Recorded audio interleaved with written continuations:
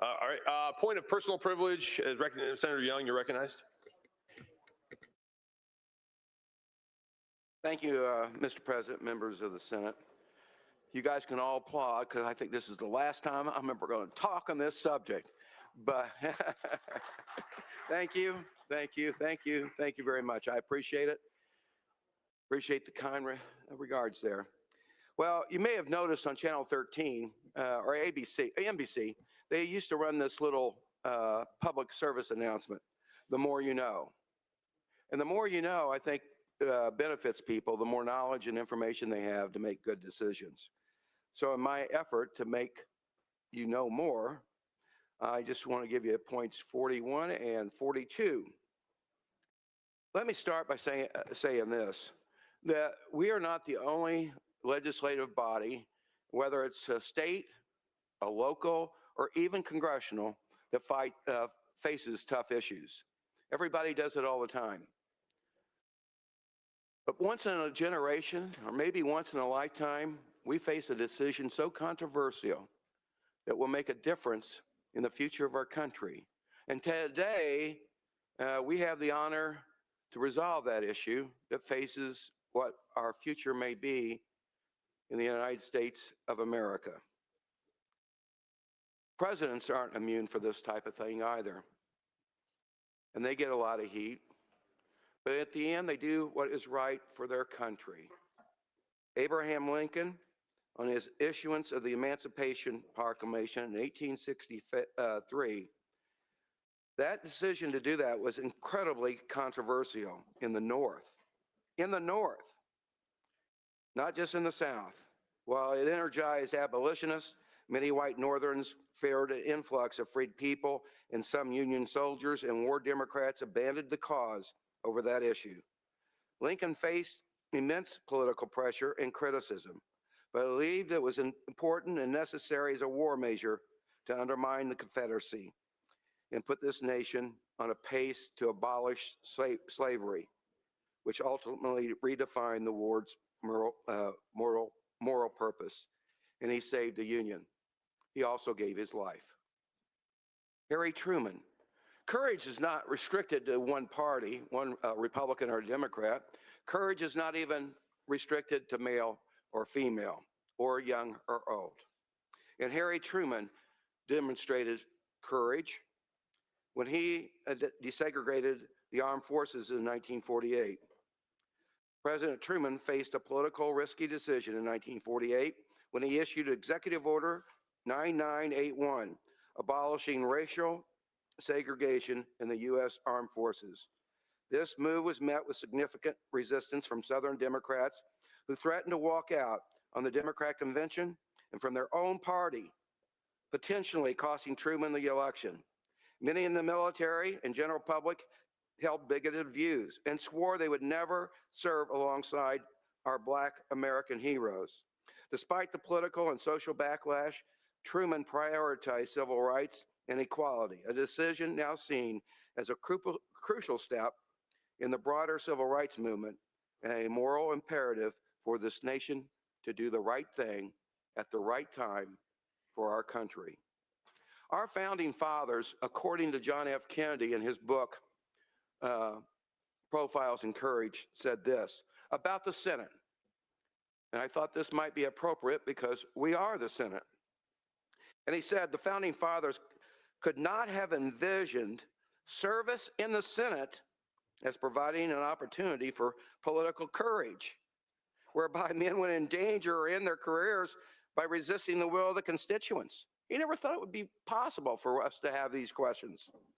But he said, for the very concept of the Senate, in contrast to the House, was a body which would not be subject to constituent pressures. And yet we are. He thought we should have courage to do what's right.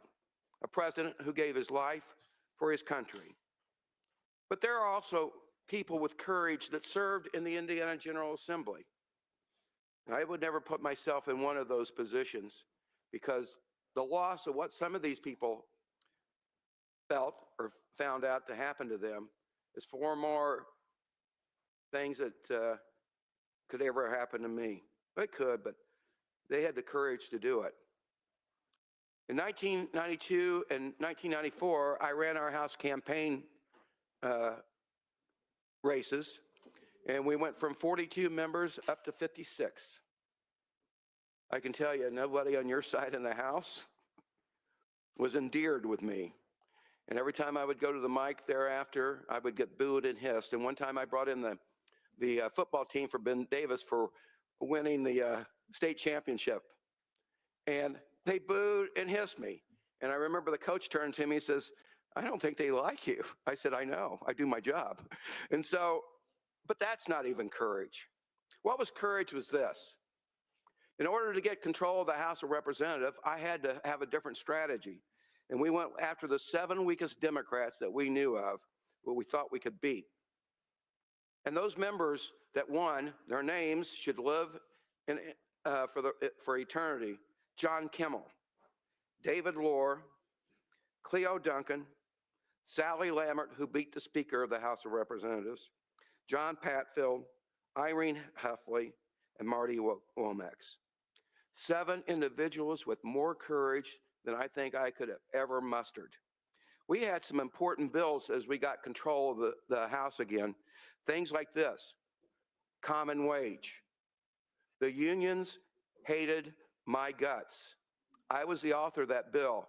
And one day when thousands of big, burly union guys exercising their freedom of speech and assembly came to the State House, they had a baseball card that was produced by Ball State. You know whose picture was on that Ball State baseball card? It was mine. You know who these people were looking for? It was me. Did that deter me to do what was right for my state? No, it didn't. I did try to sneak out of the building incognito, but I didn't give up the cause that I had because it was more important. And that wasn't the only big bill we had. We had tort reform. We had a bill that, I was the chairman of the Labor Committee, no more forced union dues to the ISTA. And we also sped up the death penalty. And there were 6 other bills that was in our package. But these bills, these were the most controversial, these 4. And Vanita was there, and I don't know if Jim got in there. Jim was there, Senator Buck. And you know what? We had 56 members, but we never had the same 51 members. They were always different, but we always got 51 to do the right thing for our state and for our future. Because 7 people with courage decided it was more important for them personally to do the right thing than to be here. And I remember going to him and asking him this, telling him this. I said, I want you to know, you're from Democrat districts. These issues are not going to be favorable to you, that they go against everything that your district represents. And the constituents were telling him no. These 7 individuals gave their votes and their seats to do the right thing for our state and our future. John Kimmel and Dave Lohr came from Terre Haute. They did their job admirably and honorably. They knew that they would never be back and told me so. They both lost, but our state still won, and those laws we passed still exist. Sally Lambert, who beat the Speaker, she knew it was over for her, but she thought more of her state and doing the right thing than being in that office, and she lost. But what she did that day still lives. John Padfield won, along with Cleo Duncan. The only 2 of those people that didn't lose their seats. And 2 from Indianapolis, downtown Indianapolis, Irene Huffley and Marty Womack. They knew what the danger was if they did this. And they weighed, do I want to be a legislator or do I want to do the right thing? You know what they chose? To do the right thing. And they may have been hurt when they lost, but their hearts weren't sad because they had courage to do what was right. And so I just want to tell you this, and I can't sing, and I'm not going to do so now. I'm not a person that writes good poems, but I did talk to you about this one issue already. I don't want to wake up the morning after the election in November and find out we lost the House of Representatives by 1 vote. If I knew that I did that, I would feel horrible. The speaker said, and we all know this, that our technology and the ability to draw districts are so good, we can make any district impenetrable if we choose to do it. The speaker said, based on what we have today, their political people tell them it's likely on election day that they will either be down 1 seat in the minority or up 1 seat. If Indiana comes along, they would be up 1 seat or up 3 seats. I don't know. I can't see the future. I'm not that great. Maybe his assessment's wrong, but I do know the technology exists because I drew the maps in 2011 with a couple other of my friends. I know how good they are. I know what we can do. I know how strong we can make a district. Only a handful of districts throughout the United States will determine who controls Congress. And we may or may not do our part today to keep our nation in the hands of Republicans and to do the right things for our state. And I only say that because of this. Whether we choose to play in the game or we choose to play not in the game will determine the history and future of our state. Whether we do it or not, Virginia just elected a Democrat governor, and they've already taken the first step of 3 to eliminate 5 of our members. 5. 5 of our guys will be gone. Utah, a federal judge, took away 1 from the Republicans and gave them to the Democrat. Well, there's 6. I don't know how it's going to be decided. I have no idea. I know this election is going to be very close. And so since I talked to you about the morning after, I'm going to read you just 2 stanzas and then I'm done. The morning after. There's got to be a morning after. If we can hold on through this fight, we have a chance to find the sunshine. Let's keep on looking for what is right. Oh, can't you see the morning after? It's waiting right outside the storm. Why don't we cross the political divide together and find our country safe and unharmed? It's not too late, and we're still striving. Let's find a way to serve our nation. It's not too late, not while we're still serving. Let's put our hands together to save our nation. May God bless this body, our people, this state, and the greatest country in the world. Thank you, Senator. Point of personal privilege, Senator Glick. Thank you, Mr. President, members of the Senate. Just a short, your historical footnote. Today is Statehood Day. 209 years ago, as of this date, Indiana joined the Union, and they didn't have near as much trouble drawing the maps. Thank you. All right, thanks, Senator. We will now move to the introduction of bills on the file list. File list number 5, clerk will read. Senate file list number 5, SB 124, 125, 126, 127, 128, 129, 130, 133. All right, we will now move to bills on eligible for second reading. The clerk will read the roll. Senate Bill 13, Senator Dorio. Senator Dorio reluctantly passes. Continue the roll. Senate Bill 56, Senator Lysing. Senator Lysing passes. All right, we will now move to bills eligible for third reading. Is there a consent to read the roll numerically? All right, clerk will read the roll. House Bill 1032, Senator Gaskell. Senator Gaskell calls House Bill 1032 for the third reading. Clerk will read. Bill for enactment of Congress and elections. Chair recognizes Senator Gaskell to present the bill.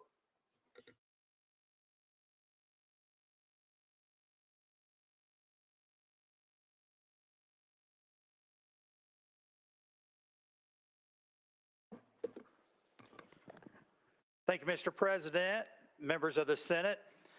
I bring to you House Bill 1032 for consideration. It's a bill to redraw the congressional maps of Indiana. I'm sure that many of you have lots of questions, and I'm happy to answer them. Thank you, Senator. Is there a discussion?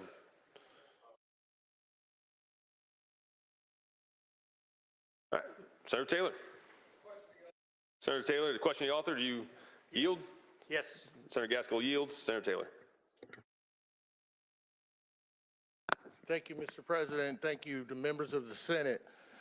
Senator Gaskell, just as I prepare to ask you these questions, if there's a question that you've already answered somewhere else, please just tell me that and when you answered it, and we'll move on. Senator Gaskell, a few questions in regards to the maps that we see here in front of us. Is this map being installed because other states did mid-decade redistricting like Texas or California? Well, I don't know why Representative Schmaltz brought the bill. I could speculate, but I could tell you why I sponsored it. Is that okay? Yes, absolutely. Yeah. Thank you. I believe that there is an imbalance in the House of Representatives today. And this is an attempt to try to, in small part, offset that imbalance. Thank you. Has Indiana ever redrawn congressional districts mid-decade before without a court order requiring it to do so? I don't know. I've heard some folks say that it was attempted in 1995, but I've not confirmed that Okay. on my own. Did it make it this far to where it was on the floor? I'm not aware. Okay. Are there any legal issues with our current congressional maps? If you like, I can elaborate to make it maybe easier for you to answer. Do we have any legal problems with the existing maps that we have that we are currently under right now? I don't know. Thank you.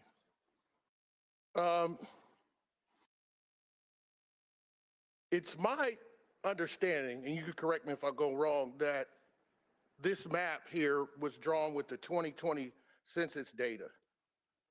What have you done to ensure that this mid-decade redraw is not malapportioned? And what I mean by that, there's a requirement under the Constitution that all of the congressional seats have to represent the same number of people. What measures have you taken to make sure that these maps actually comply with that? Well, unfortunately, the census data is only provided to us once every 10 years, so we use the most recent that we have. Right, but what have you done to make sure as of today, because if we pass these maps today, that would be the congressional districts. What have you done to make sure that it complies with the Constitution of Indiana? I'm not sure what you're suggesting by that. I mean, any time redistricting is done, it's done with the most recent census. And then by the time you come around to the end of the decade, obviously things have changed. Right. So since 2020 was the last time we did that, do you think things have changed since then? We are now in 2025. So I guess that's the question I'm asking. Since this is 2025, I'm sure the numbers may have changed a little bit. So what have you done to ensure that the numbers that 2020 showed us are actual true today? So are you suggesting that we should consider replacing the existing map because things have changed? No, I can't answer your question, but what I'm asking actually, and I'll move on. I understand that was a rhetorical question, but it was my answer to your question. Yeah, okay. Well, we'll move on from that. Thank you. Have you done anything to make sure these maps comply with the U.S. Constitution, racial gerrymandering prohibition pursuant to the 14th Amendment? I believe that these maps were drawn specifically with political data Okay. and not racial data. So no racial data was taken into consideration. The only factor in these maps were political in Okay. nature. Thank you. What have you done to make sure that these maps comply with the Indiana Constitution and relevant case law regarding redistricting, voting rights, and equal protection, as well as the separation of powers, which are all in our Indiana Constitution? Did you consider any of those things when actually supporting or sponsoring this map? I believe that this map complies with all state and federal laws, the federal constitution, and the state constitution. Okay, what did you do to ensure that that is actually true? I believe that this map complies with all state and federal laws, Okay, the U.S. Constitution, and the Constitution of the state of Indiana. thank you. Can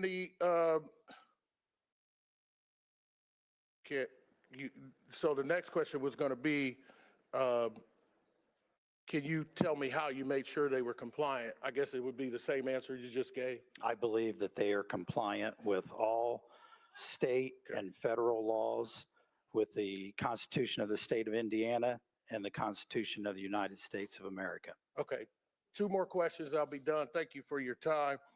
If the sponsor, were you aware of any population changes between 2020 and now? And if so, which demographic group has grown and which ones have gone down from a demographic standpoint? I'm not aware of any official census taken by the United States Department of Commerce since the 2020 census. Okay. Last question. This would be available to us. As a matter of fact, we talk about it every year.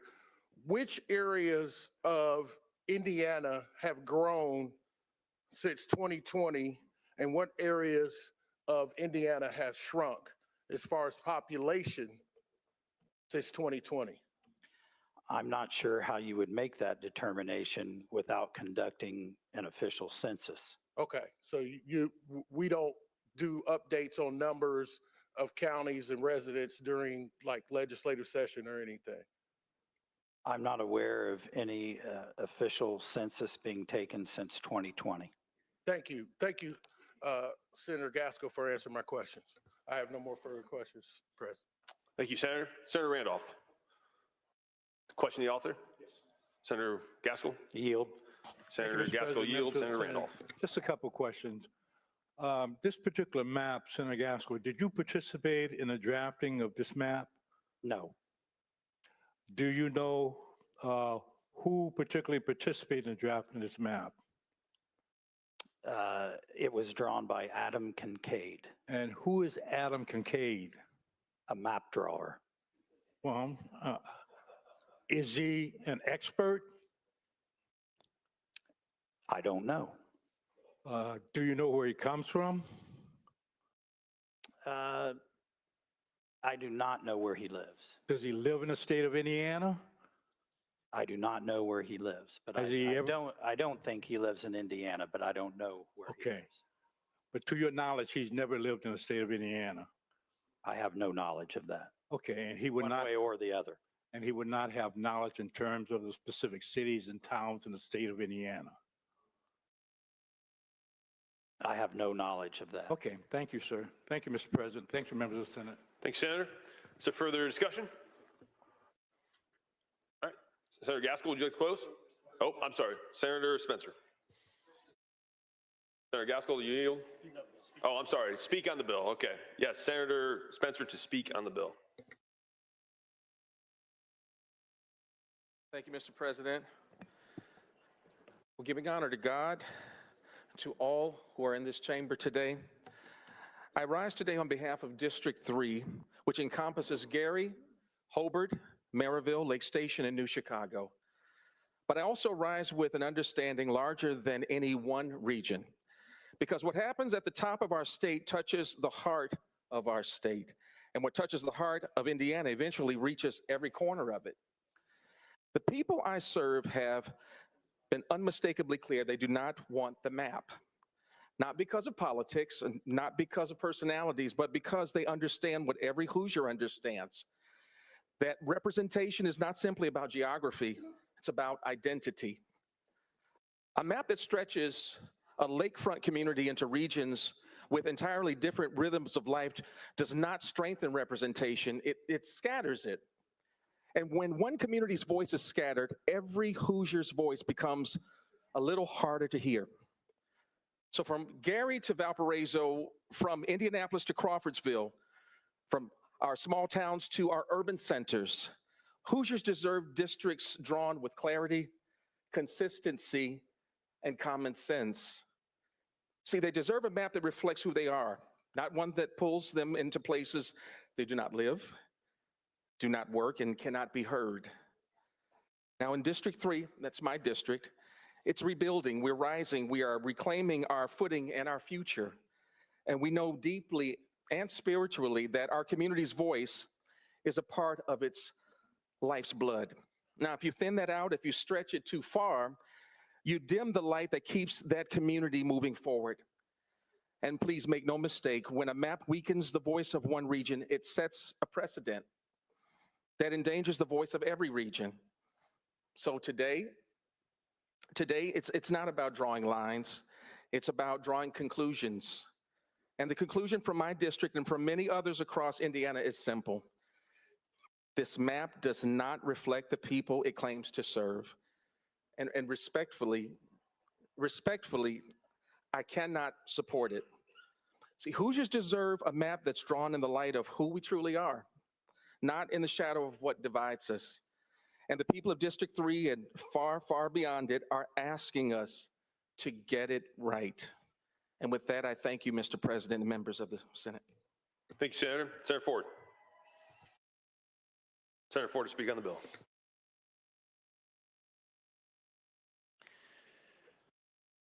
Thank you, Mr. President and members of the Senate. I'm honored to stand before you today representing the hardworking Hoosiers of District 29. And I do want to say thank you to all the folks who have trusted me to be your voice in this body and who have reached out during this time to say no to this map.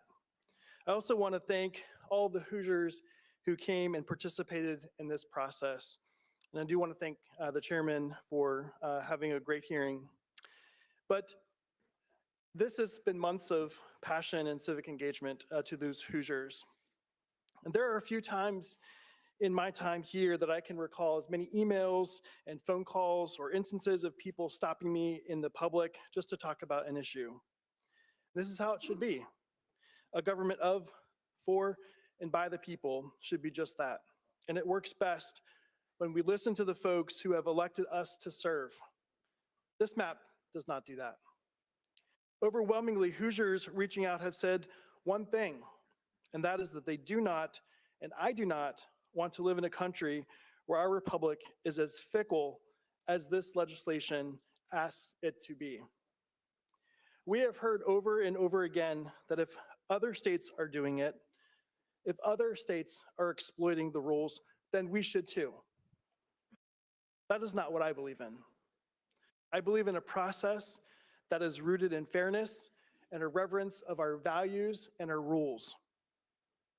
I also believe in the rural, urban, Democrat, and Republican Hoosiers, not paid actors, who took off work, found last-minute childcare, or used their day off to stand in line for hours to testify on this bill in committee this week.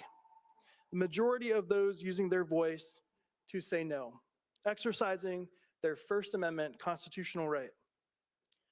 I believe in the thousands of calls, emails, and comments I have heard from Hoosiers over the last 4 months, overwhelmingly saying, please do not do this. And like so many of you, I believe in the power and importance of merit, and I trust the people of our state And I know in my heart that those two things should be the driving determinant in who wins an election. This bill creates a different, dire outlook for our state. Instead of merit, we are saying that we are prioritizing a letter next to a name on a ballot with predetermined election results predicated on party affiliation, creating a surgical map with elected officials choosing their constituents and not the other way around. And we should demand more for Hoosiers who so desperately need strong representation in Washington that accurately reflects their communities, which is a centuries-old tradition of drawing our maps every 10 years, regardless of shifting political winds, helping us to achieve that. We have a real opportunity to be a national leader, and we can rise above the political noise and say no to this map. We keep hearing Congress has failed to act, but we don't need Congress to act. We can do it the Hoosier way. We can do it with common sense, and we can do it with fairness. If we let this map pass, however, that decision will haunt this body and this state for generations to come. But out of respect and deep admiration for our democracy, our fair and free elections, and this institution, I will be voting no on this bill. Thank you. Thank you, Senator. Further discussion? Senator Kadora. Senator Kadora to speak.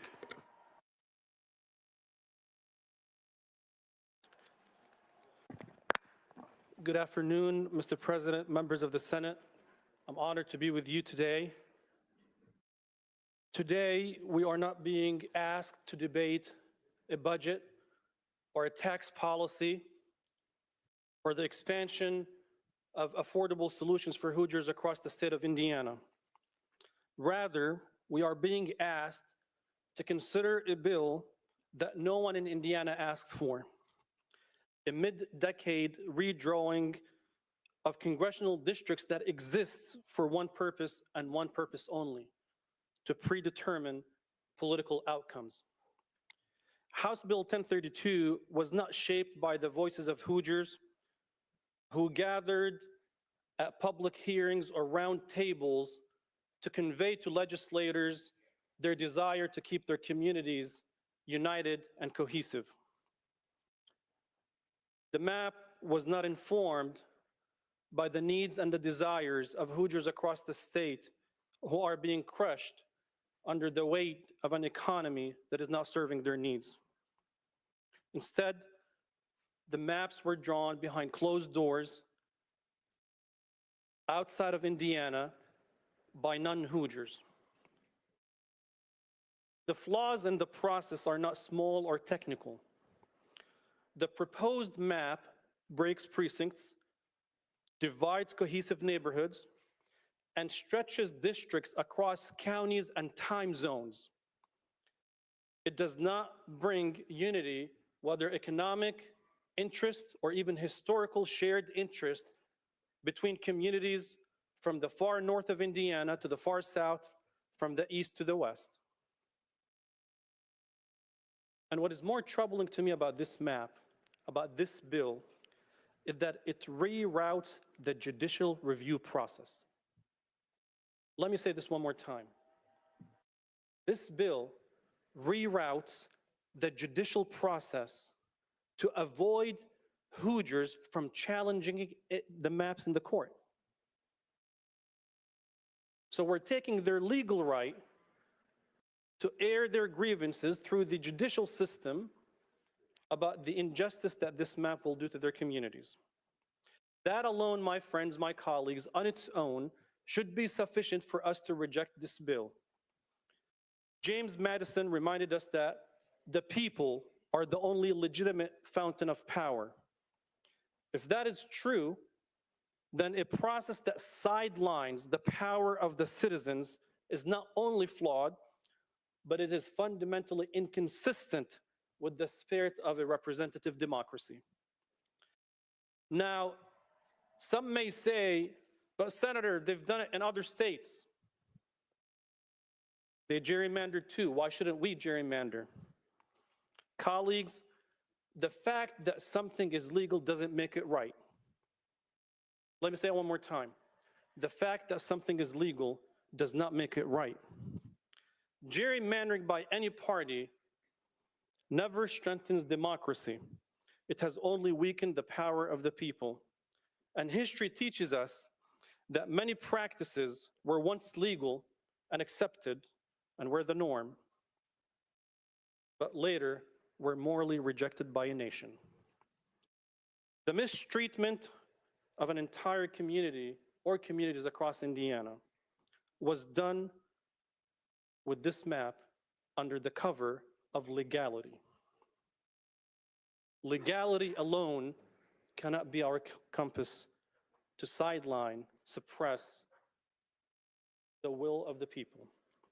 President John F. Kennedy warned us, the rights of every person are diminished if the rights of person or the rights of one person diminished when the rights of another person are threatened.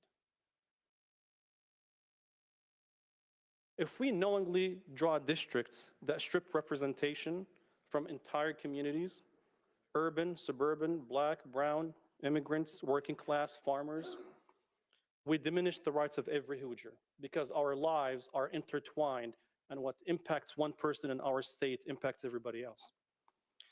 And we are debating this at a time when families across the state of Indiana, as we speak, are asking us for real solutions because they are struggling.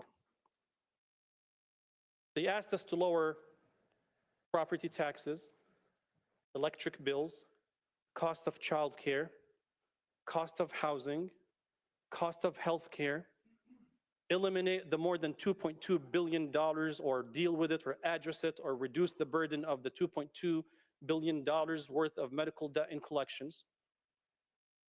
Help soybean farmers across Indiana who are crushed under the weights of the tariffs. Help beef producers who can't sell their beef because your tax dollars, Hoosier tax dollars, subsidized another nation to sell us their beef. We are here to address the affordability crisis, not a map crisis. Competition is healthy, my friends. I firmly believe in fair competition. I always have said it before, and I will say it again. Regardless of political parties, Democrats, Republicans, Libertarians, Green Party, I've always believed that any political party on earth that cannot run and win based on the merits of its ideas is unworthy of governing. Any political party. And if any political party thinks that their policies are good, run on those ideas and let the public judge.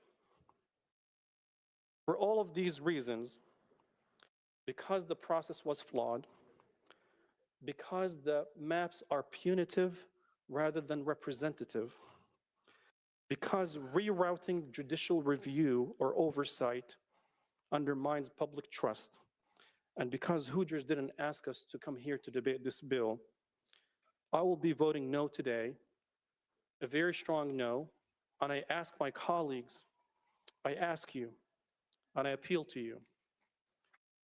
I firmly believe that we are stronger as Hoosiers before we identify as Republicans or Democrats. We are stronger as one community when we place Hoosiers' interests first. I appreciate you for listening, and I hope you can join me in defeating this legislation. Thank you. Thank you, Senator. Senator Taylor. Senator Taylor is recognized to speak on the bill.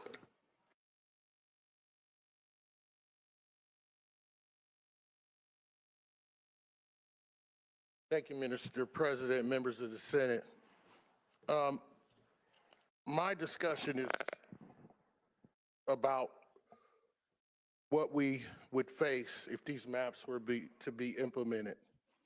And I want to start first with how important it is to understand when it's time to redistrict. The reason why I bring that up is because it should not be foreign to those of us in this body.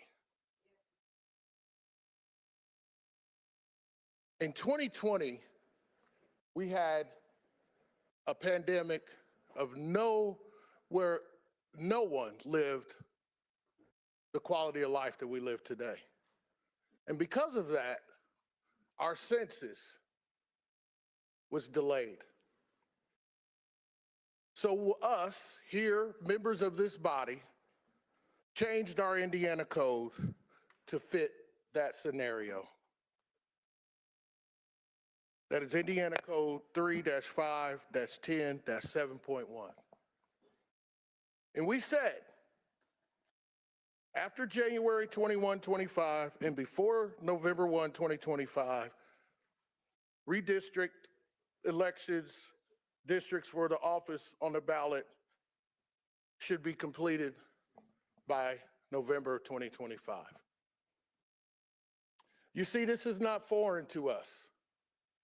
And that is why we did what we could do to make sure the people knew who they were voting for and we had a proper census.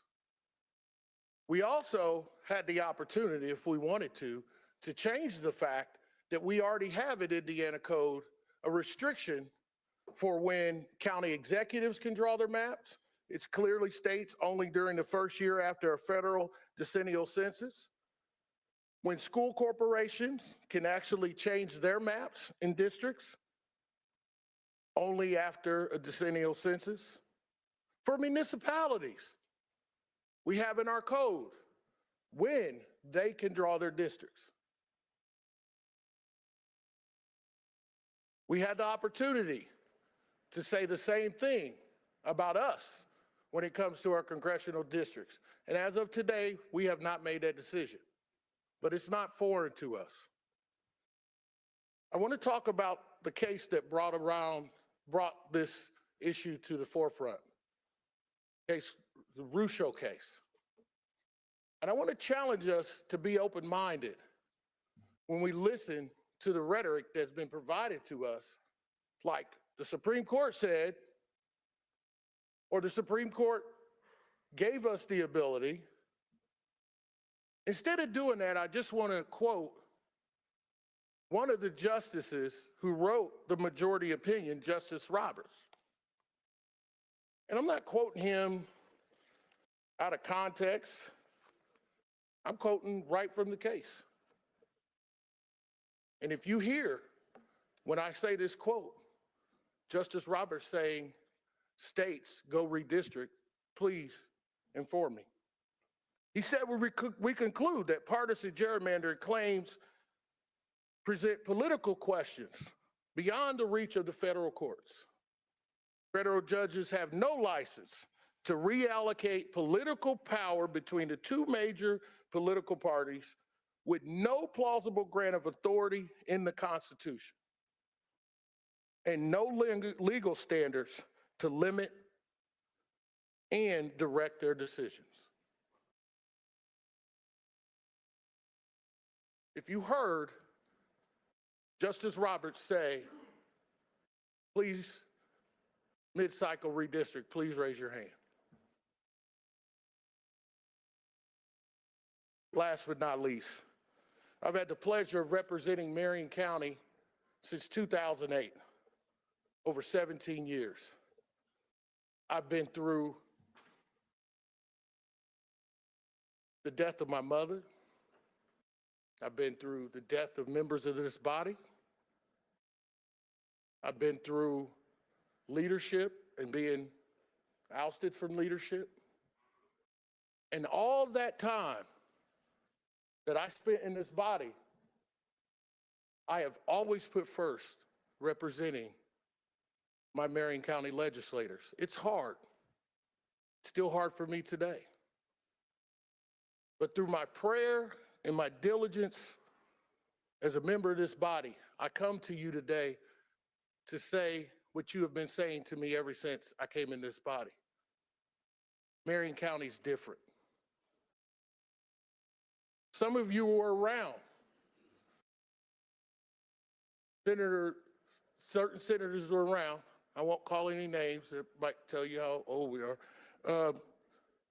You took away the right for us to have at-large members on my city county council without doing it to your own council. And in those statements, you said Marion County was different. You took away the right for my citizens to vote for judges without taking away the same right for your counties. And you said Marion County was different. You were right. This map says the total opposite. You see, I don't know what a congressperson would do if they had a piece of legislation that had to do with county government as a congressperson, if you lived in Switzerland County, Marion County. Because see, we're not like you. We don't have a county council. We don't have county commissioners. We don't have elections for judges. What would your congressperson do if they were looking at a bill that affected those things? How would they vote? They would have to leave somebody out. Finally, don't leave anybody out. Don't leave it to this map that could leave your community out. What if that person lives in Marion County? I ask that we defeat this measure and move on with the business of the state of Indiana. Thank you, Senator. Is there further discussion? All right. So- Okay. Senator Walker, I'll get to you. Senator Pohl.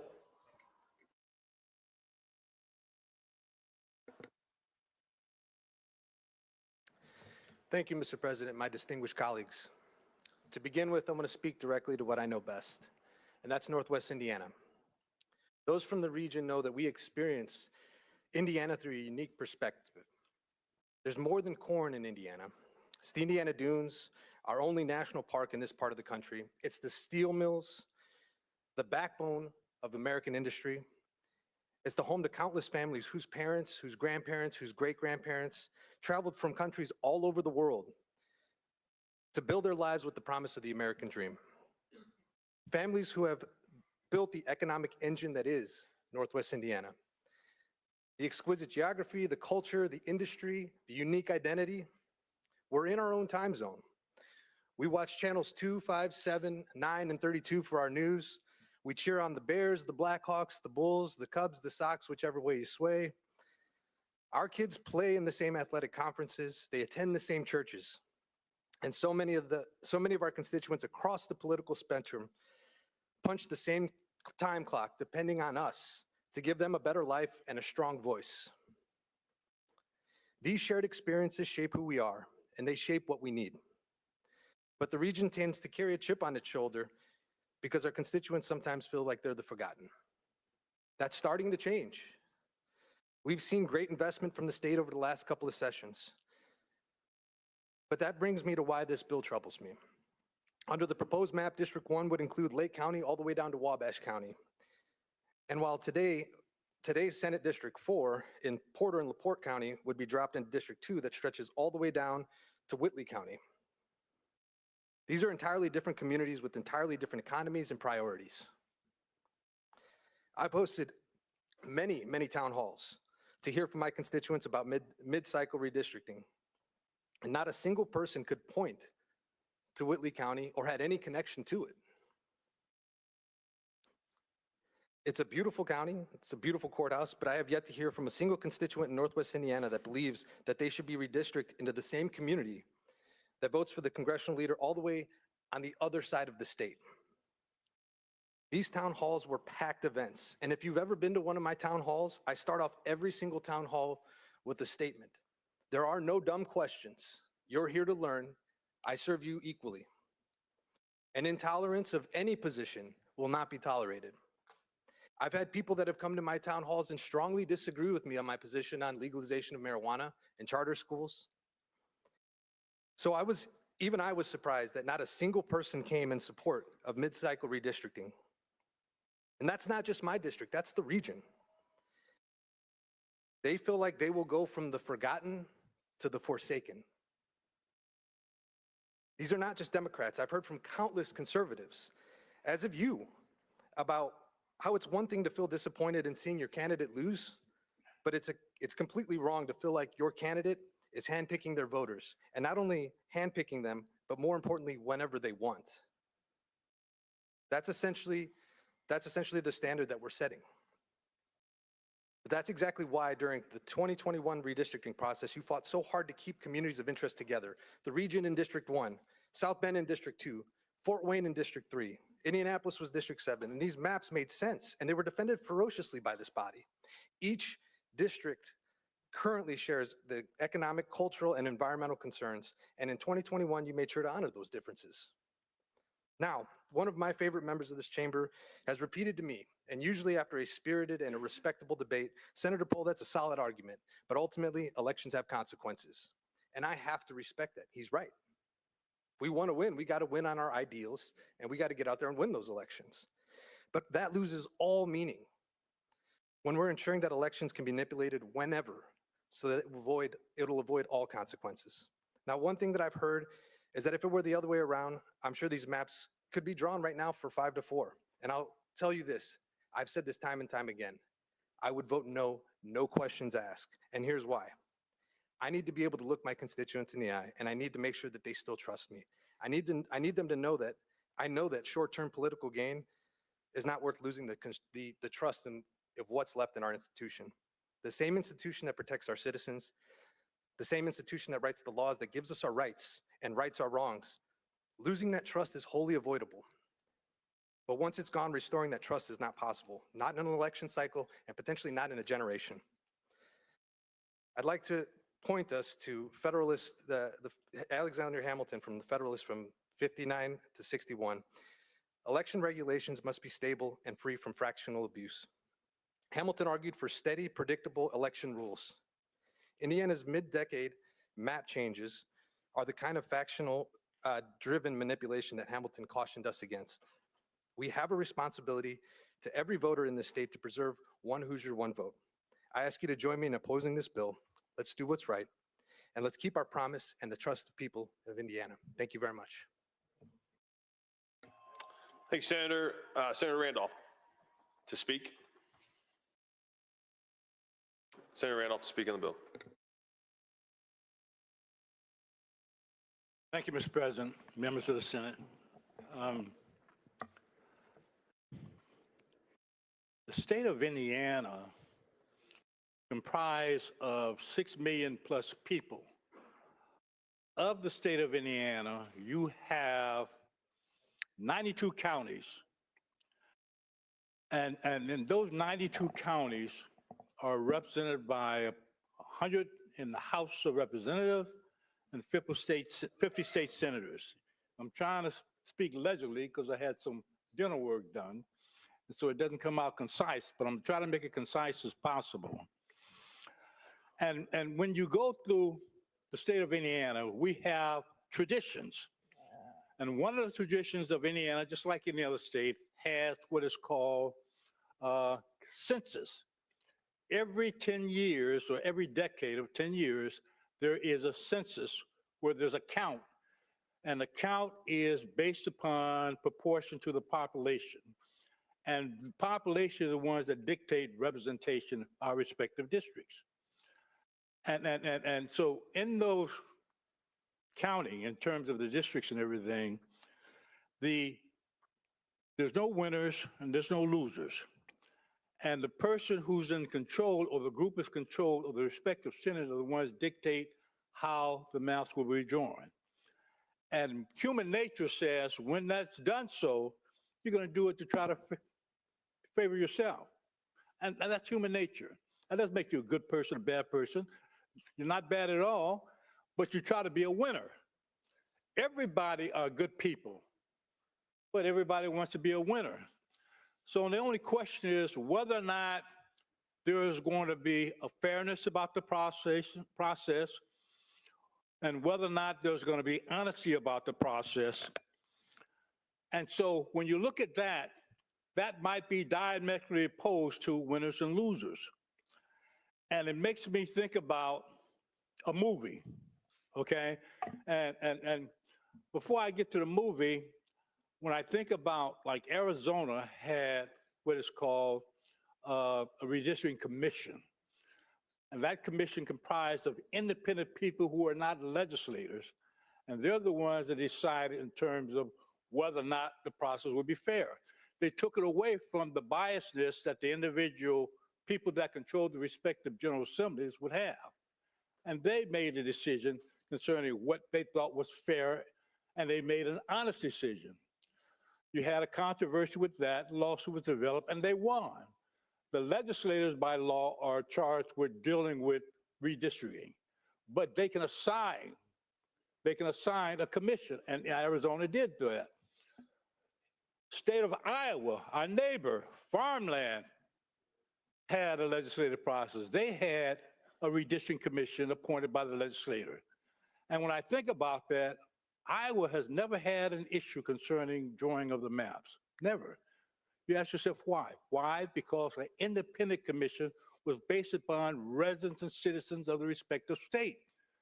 So therefore, it was fair and they were honest about putting it together. And I say, by fair and honesty, I think about this movie.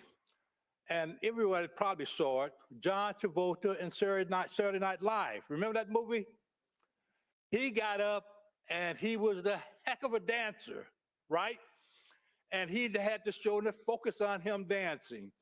And then toward the end, they had a dance contest.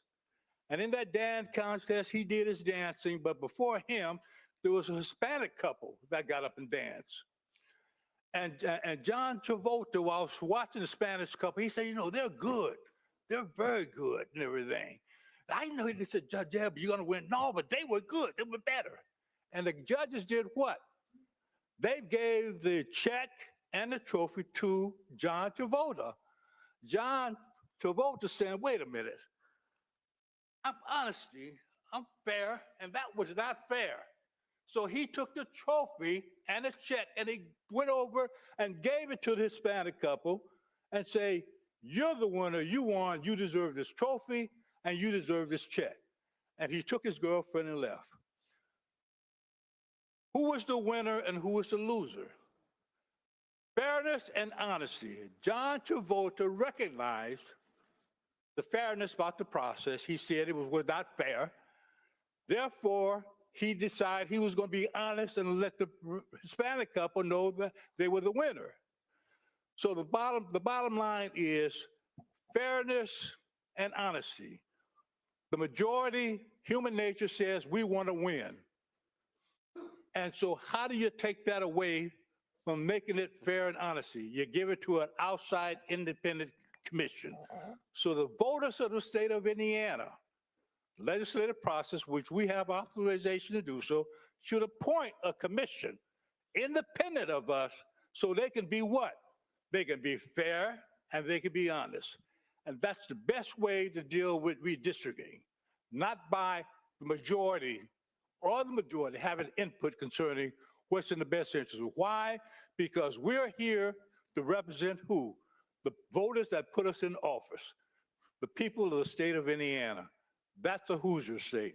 Thank you. Thank you, Senator. Senator Walker. Senator Walker, to question the author. Senator Gaskell, do you yield? Yes. Senator Gaskell yields. Senator Walker, to question.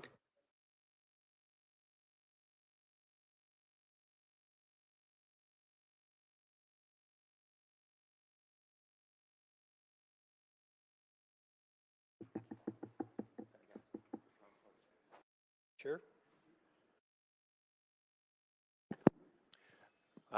Thank you for yielding question. You're welcome. I don't get a chance to speak from this microphone very often. No, you don't. I was confused as well. I have a few questions that are really procedural. You know my heart for you. I know your heart for me. So this is not intended to be a personal attack to anyone in this body, but I appreciate you taking my questions. Do you expect there to be a legal challenge were House Bill 1032 to pass today? I have no way of predicting that. Would you say that House Bill 1032 as drafted has anticipated there may be legal challenges filed against the bill? No, I would not say that. So when I'm reading of sections in the bill which talk about a presumption that any injunctive relief can only be sought through the Supreme Court, it seems as me as though the bill is instructing any individual or parties interested in challenging the law that they must bypass the traditional course of such a suit. Is that not in the bill? Give me just a moment here. Looking for, I know the section that you're talking about. I have a different take on it than you do. I'm glad to hear it. Yeah. Can you express that take for me, since you can't debate me and ask me questions? And I want you to have free opportunity to explain your understanding of the language. Thank you. I felt like I had that Okay. from your question already, sure. but I appreciate the clarification. You're talking about section 3 of the bill. I believe so. Yes. And basically what, for others that may not have it in front of them or for the public, let me summarize as a part of my answer what section 3 does. Sets the ground rules for court proceedings regarding redistricting cases for either federal or state legislative districts. So I think this portion of the bill, I think folks could be, even if you're against redistricting, I think you could be for this section of the bill, because we have seen in recent times all over the country, chaos has been injected into the redistricting process, or excuse me, into the election process by lawsuits. I heard someone mention over the House a strategy on the other side. I don't know whether it was accurate or whether it was how factual it was, but the accusation was that the strategy was sue till it's blue. So I think the citizens benefit from certainty for an expeditious process to be laid out where election grievances can be settled quickly. And you don't know how they're going to be settled, but you, at least I think both sides in any case, want them to be settled quickly so that they don't cause chaos and interruptions in the election process. Thank you. I completely concur with that observation.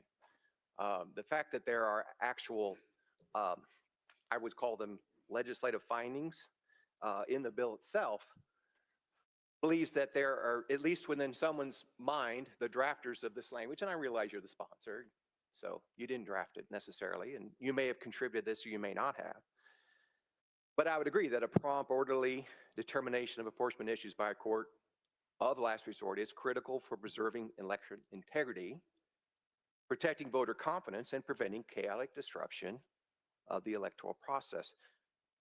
Is it also possible that by defeating this bill, we would accomplish the same thing today? I disagree. Okay. I won't press your answer because I know you're, Hey, I know you're telling me the absolute truth. yeah, and as you know, you and I have been friends for a long time, and this issue will not change that. We serve the same Lord and Savior regardless of what happens here today. Amen. No offense taken at that question at all.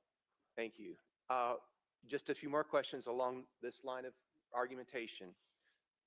So you don't feel that this opens the potential for judicial review, but should that occur, would you anticipate that any of those who have been supporters or participants in, or those in the legislative body who actually vote for this legislation would become at some point subject to criminal charges as a result of that participation? I don't know where you're coming from with that at all. I would say no. Yeah, I mean, that, I don't understand that logic at all, Senator Okay, Walker. that's fine. I agree with your answer again. I would say no, that likelihood is very, very slim.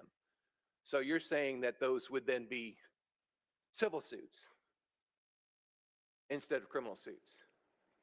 If such were to occur, that would be your expectation? Well, we're getting into hypotheticalville here, and I don't see, I just, again, when you speak on the bill, if you want to elaborate on that point, fine, I have no idea where you go with that. Well, the reason I raise the questions is because the bill actually addresses that very concern. And so I'm trying to understand the bill language and see how it's applied in your mind as compared to how it might be applied in my mind, and see if I'm willing to concur with your conclusions or not, which is fine. And if you don't feel equipped to answer that question from your own thoughts, that's fine.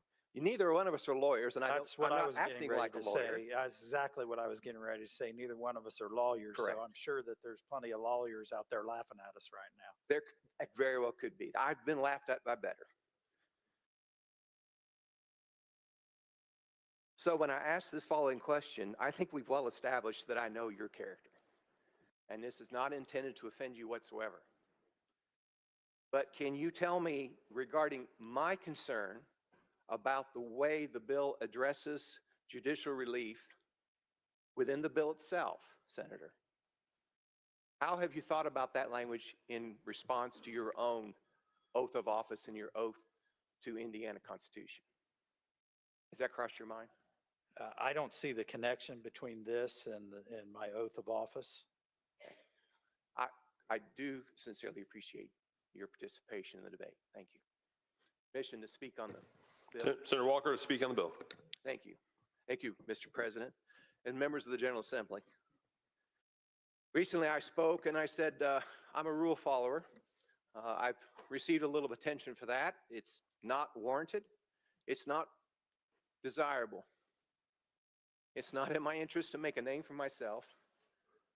But I do have to bring this body's attention to the Indiana Constitution. And I'm going to address this to consider Article 1, which is commonly referred to as the Bill of Rights, Article 20. And I can read it for you because it's very brief. Section 20 of the Bill of Rights, Article 1 says, quote, in all civil cases, the right of trial by jury shall remain inviolate. And inviolate is not a word we use commonly, but I think we can understand the meaning from the word violate, for starters. But in legal terms, inviolate has the implication of being sacred, as opposed to being just a piece of the law. And since I don't anticipate this being a criminal case, I'm assuming it's going to be a civil action. And I think that assumption is pretty well founded.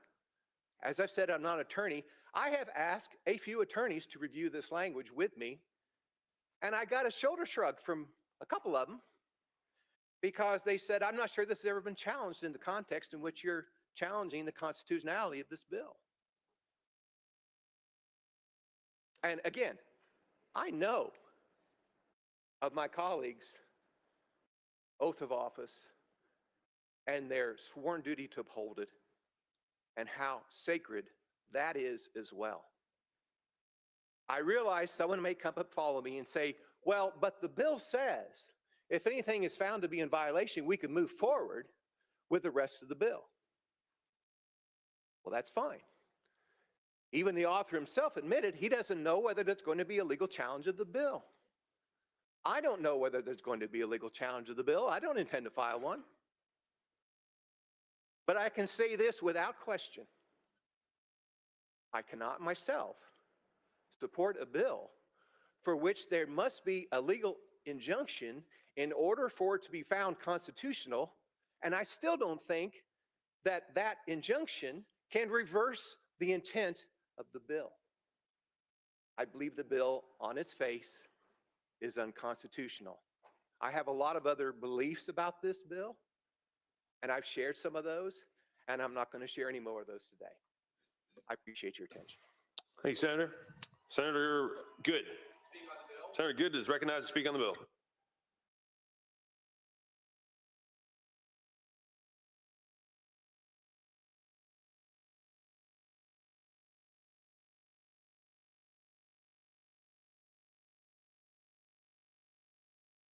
Thank you, Mr. President, and members of this Senate. Are we not blessed to be Americans and Hoosiers? And on this day, the 209th birthday of the great state of Indiana, thank you, Senator Glick, for reminding us that. Members of this assemblage, we find ourselves forged in the political history of this great state. I'm a Christian first, then an American, then a conservative, then a Republican, in that order. I'm also a Hoosier, through and through. I wish to speak on the bill not to sway a yes vote or a no vote. I have too much respect for each of you, as well as for this great legislative institution, to do that. I do believe, however, it is my duty to convey a few points of view from the constituent voices I have heard pertaining to HB 1032 and mid-decade redistricting. My job as state senator is to best represent District 38 and the Hoosiers who call it home. Throughout this process, I have worked hard to be accessible and to hear directly from the residents of Clay, Sullivan, and Vigo counties. In addition to being the only Republican legislator in Indiana to host a listening session on this issue, I've spoken with numerous constituents individually and reviewed all the correspondence I received from my district. The overwhelming feedback from constituents, regardless of political leaning or party affiliation, has clearly demonstrated that the consensus of Hoosiers in District 38 is to vote against HB 1032.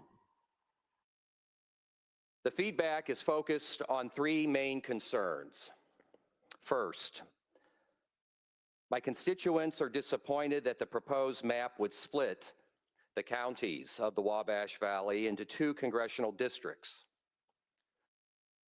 These counties, with strong encouragement from the state of Indiana and three governor administrations, are working collaboratively as an economic development region and currently have clear, straightforward representation by our member of Congress, Mark Messmer.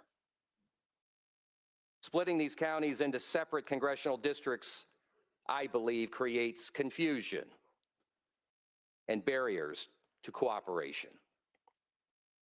Secondly, Clay County residents are unhappy that their county would be drawn into a district with Indianapolis and central Indiana suburbs, which would dilute the voices of this important rural county. Now, I've already given my colleague, Senator Buchanan, a heads up on what I'm about to say next. It's no offense to him or Boone County. But there are many in West Central Indiana who have not forgotten the Indianapolis-based politicians who secretly planned a LEAP district benefiting Boone County with the very real threat of taking millions and millions and millions of gallons of water every day from the Wabash River. I intervened directly with the previous governor on that issue. And I understand why my constituents in Clay County and the northern Wabash River counties would be immensely frustrated if they were drawn into a district with Indianapolis and Boone County. Third, for years, Indiana Senate District enjoyed the public service of my predecessor, State Senator John Ford, one of the finest public servants I have ever known. He chaired the State Senate Elections Committee in 2021 that produced the congressional map observed today. This map was the result of steadfast and earnest work, as well as multiple hearings across the state. It is one that most Hoosiers agree with, and the current map encountered no lawsuits. Many constituents raise concerns that implementing new maps in such a short time period would likely result in lengthy lawsuits that would be both expensive to the taxpayer while placing immense pressure on our county clerks. Additionally, a number of Republicans have expressed concern that the maps would politically backfire on Indiana Republican congressional incumbents and candidates, particularly in the 8th Congressional District. All of these concerns remind me of the wisdom of our founding fathers. They designed a 10-year census to guide fair representation, entrusting states with the responsibility to update their districts to match shifting populations. Indiana did this just 4 years ago. The map produced was celebrated by legislative leadership, and Indiana again served as a national model for getting things right through Hoosier common sense. I appreciate all the arguments made for and against redistricting, and I greatly respect the individuals making all of those arguments. I want to again go on record. I've done so privately to folks with the media. I love and appreciate the President of the United States. I appreciate the members of the President's team who have worked hard in their advocacy. They serve their country and President with distinction. And I'm grateful for the public and private feedback of the members of our Indiana Congressional delegation. I love and respect and appreciate our governor and the members of this legislative body. We all have our constituents who hold us accountable. Most importantly to me, I appreciate and love and listen the most to the residents of Clay, Sullivan, and Vigo counties. Collectively, I serve them, and they are my priority in this legislative chamber. I've done my very best to quietly and respectfully listen to the people I represent, and I'm confident that my vote reflects the will of my constituents. And I would like to conclude with a goal for the future. Friends, whether we realize it or not, whether we accept it or not, the forces that define this vitriolic political affairs in places outside of Indiana have been gradually and now very blatantly infiltrated the political affairs in Indiana. Misinformation, cruel social media posts, over-the-top pressure from within this state house and outside, threats of primaries, threats of violence, acts of violence. Friends, we're better than this, are we not? You know, in the middle of last week, and in the midst of all of this drama that was going on the other chamber or the other side of the State House, something absolutely incredible happened a couple of miles away from the State House. Two great Hoosiers, Eli Lilly President Dave Ricks, and Indiana University President Pamela Whitten jointly announced a major clinical research collaboration of about $40 million to work directly with Hoosiers addressing Alzheimer's and oncology health threats. It was an incredible thing to witness. And I realized again at that moment, while everything was going on over here, what was going on over there. We can't allow ourselves to keep getting caught up in all of this noise. We have to redirect our focus on what really matters, I believe, to Hoosiers. The cost of living, the cost of doing business, the cost of healthcare, electricity, natural gas, additional tax relief, education, workforce development, job creation. These are the things I believe that we as state senators can truly influence. These are the issues that are on the minds of my constituents, are holding me accountable to take on. I'm going to conclude here in a way that I often conclude other speeches when I'm out and about in the district with the following phrase: the free world is counting on the United States of America. Friends, the United States of America is counting on the state of Indiana. When I usually say these words, I deliver them in the context of U.S. national and economic security. Our state's greatest contributions to the United States priorities are nothing short than amazing. The life sciences, human and animal and plant health, microelectronics, quantum computing, advanced manufacturing, cyber security, cyber defense, cyber warfare. U.S. national economic security interests and indeed the free world must have Indiana's contributions.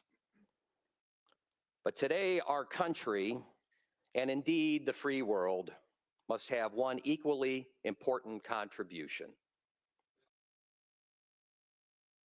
Hoosier common sense. My vote on this legislation will reflect just that. Common sense.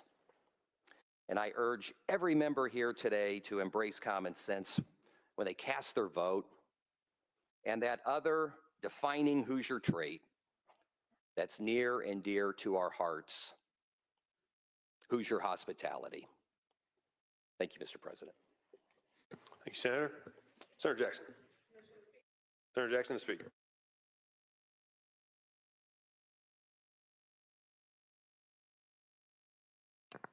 Thank you, Mr. President and members of the Senate. To begin, in the words of Dr. Martin Luther King, our lives begin to end the day we become silent about the things that matter. And my life is not going to end today. I refuse to be silent when the voices of my community are at risk of being drowned out. I want to present to you the distinct and powerful features of Marion County, ones that we have heard from the last week about the maps, but ones that are about to be fractured and overshadowed in these new maps. My district, Senate District 34, includes the East Side, Far East Side, Near East Side, and portions of the city of Lawrence.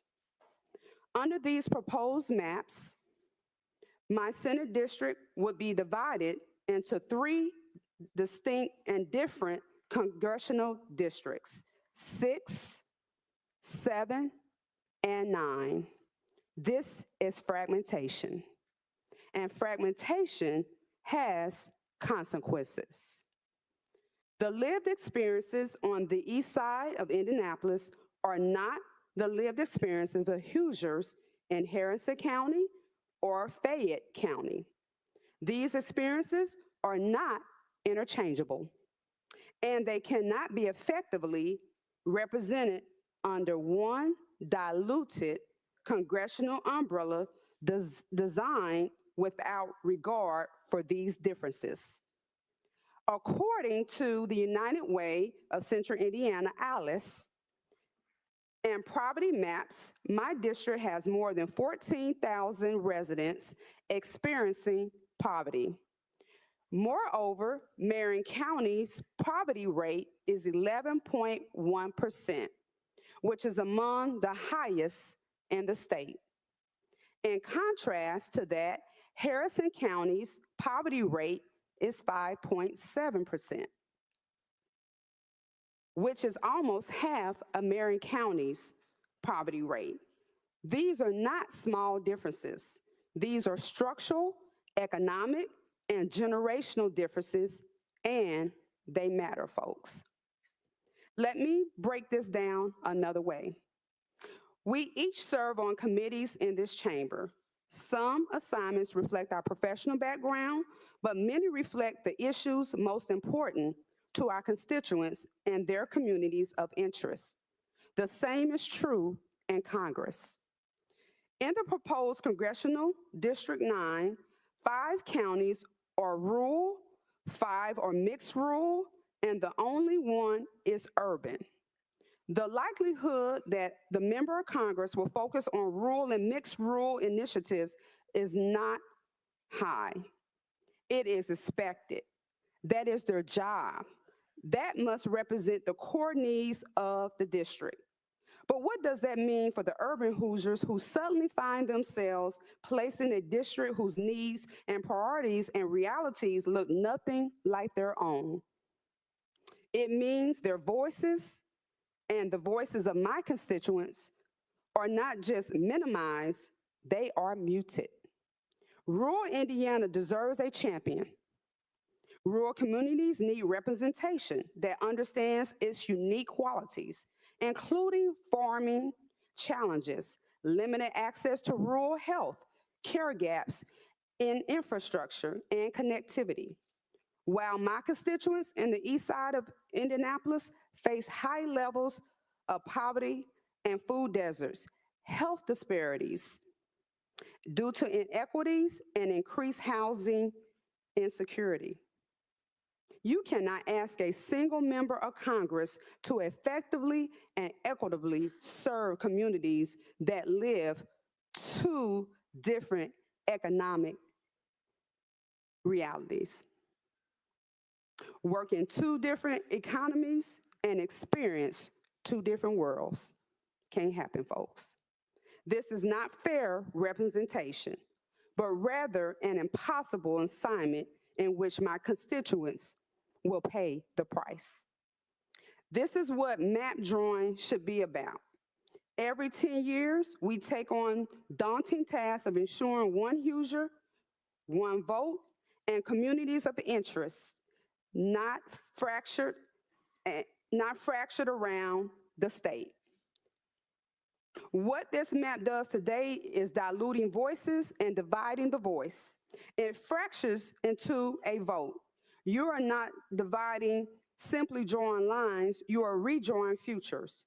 Futures for us, futures here today, and futures for generations to come. Thank you to the members of the public and communities across the state for showing up, emailing, calling, testifying, sending letters, posting on social media, and making your voices heard through this process. Thank you. In conclusion, I want to leave you with one more quote from Dr. Martin Luther King, who told us, "The time is always right to do the right thing." So today, members of this body, I'm asking you to do the right thing for all constituents. I think I was here this very time last year, or almost last year, and those who showed up at the State House. Not the political thing, not the easy thing, but the right thing. On behalf of my constituents and all Hoosiers of this great state, I will be voting no on House Bill 1032. Thank you, and God bless. Thank you, Senator. Further discussion? All right, Senator Hundley. Thank you, Mr. President and members of the Senate. It's an honor to stand in this chamber with all of you serving Hoosiers. I'm a sixth-generation Hoosier. I grew up in Fort Wayne, Indiana, where we used to buy our sweet corn straight from the farm, go pick strawberries right out people's backyards. But now I have the privilege of serving the densest urban district here in the state. The 150,000 constituents that I serve are nestled into 20 square miles. I have a deep appreciation for the variety of cities and towns that we have across our state. My district includes Fortune 100 company headquarters, the best women's basketball team in the nation, a world-class convention center that helps us host over 30 million visitors a year, bringing over $5 billion of economic impact to our city. District 46 is home to renowned artists and small business owners and creatives that give Indy that special sauce. It's a beautiful and cohesive community that time and time again comes together in times of need and opportunity alike. As I look at House Bill 1032 and the newly drafted congressional districts, I notice that even my own neighborhood is split in half. It's plainly evident that communities of compactness were not considered. And as you've already heard today, Indianapolis is being split into 4 different districts. And these 4 districts span anywhere from Newton County in Northwest Indiana to Clark County, which is a stone's throw from Louisville.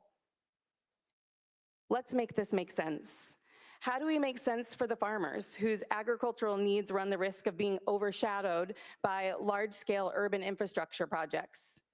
How does it make sense for cities like Muncie or West Lafayette that are being split, or rural counties and townships throughout the state that risk weakened advocacy for funding and interrupted long-term planning for education, healthcare, and childcare?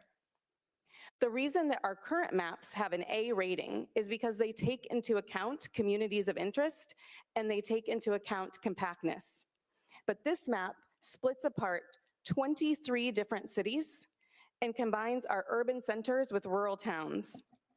On the members' desk today, I put some handouts for you. And you'll notice that on the first page that you've got the 6 different counties that are split apart.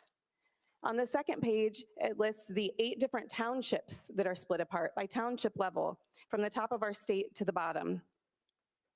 This splitting of communities doesn't just silence Democrats, it silences Hoosiers, neighbors.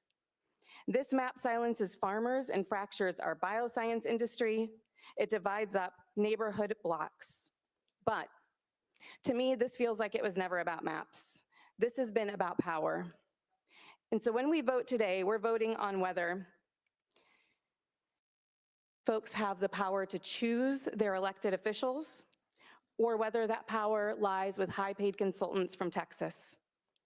We're voting on whether the power to govern lies with our state or with outsiders. And so to me, the choice is clear. I'll be voting no. Thank you. Is there further discussion? Attorney Zgoski. Attorney Zgoski to speak on the bill.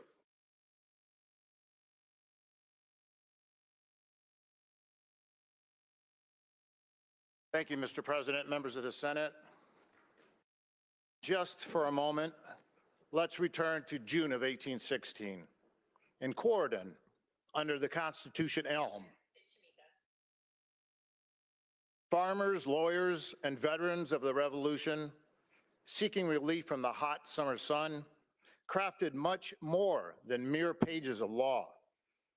They formed a foundation and built a structure designed to provide countless generations with a continuation of hope. Indiana is the name of that hope, a place where men and women could rise by their own labor, their own virtue, their own individuality. In the Constitution they ordained, they wrote, "To the end that justice be established, public order maintained, and liberty perpetuated." 2 centuries later, those words still call us back, not to nostalgia, but to accountability. 19 years ago, as I began my service in the General Assembly, I could feel the weight of that history. I'd gaze upon the spirit of Indiana so predominantly displayed in the House chamber, and time and again I imagined how truly difficult our early days must have been. Our founders knew hardship far greater than we.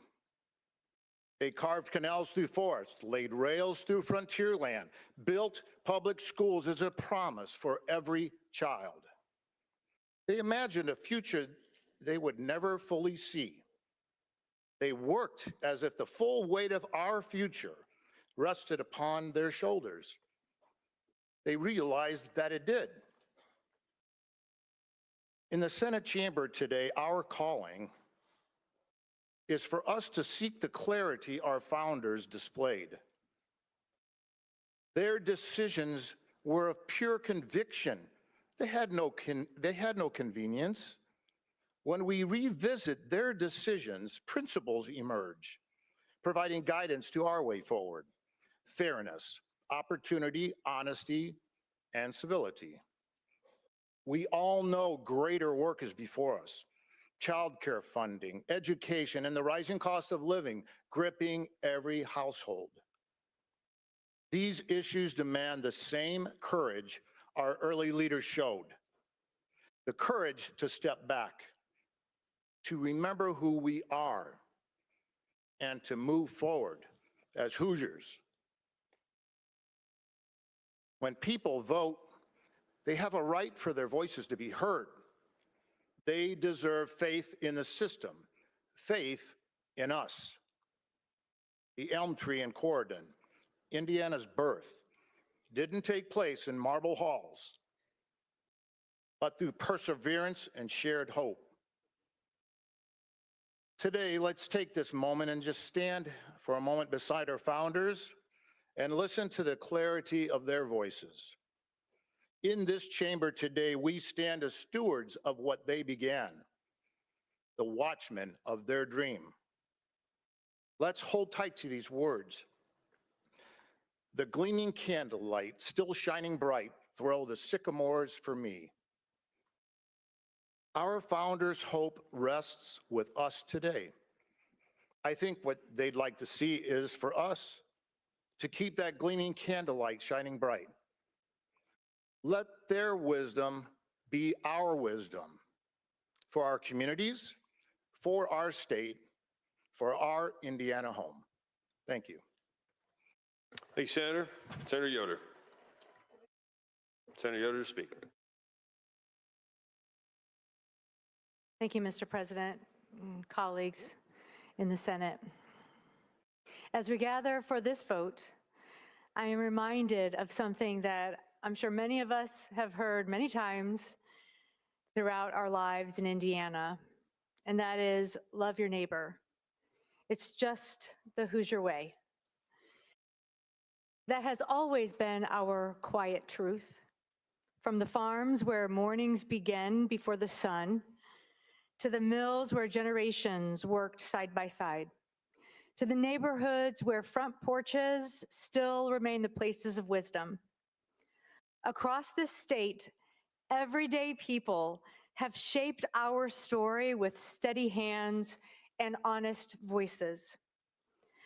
Over these past months, those voices rose again and again. Hoosiers spoke with a clarity that cannot be forgotten. From small towns to city blocks, from winding county roads to the crossroads of our busiest streets, they showed up. Some filling these hallways with their physical presence, others reaching out through calls, texts, emails, handwritten notes, and quiet conversations in grocery aisles and church parking lots. In every way Hoosiers know how, they came forward to defend the promise that every voice deserves a place in our democracy. And they reminded us of something deeper. A map can draw lines, but only people can draw legitimacy. Their participation, their presence is the heartbeat of this moment. They showed us that democracy is not fragile in Indiana. It is alive. It is working. It is standing right outside those doors, asking us to honor it. Today's vote is more than a decision. It is a reflection of who we are. Will we listen to what Hoosiers overwhelmingly are telling us? Will we protect the power that belongs to them and them alone?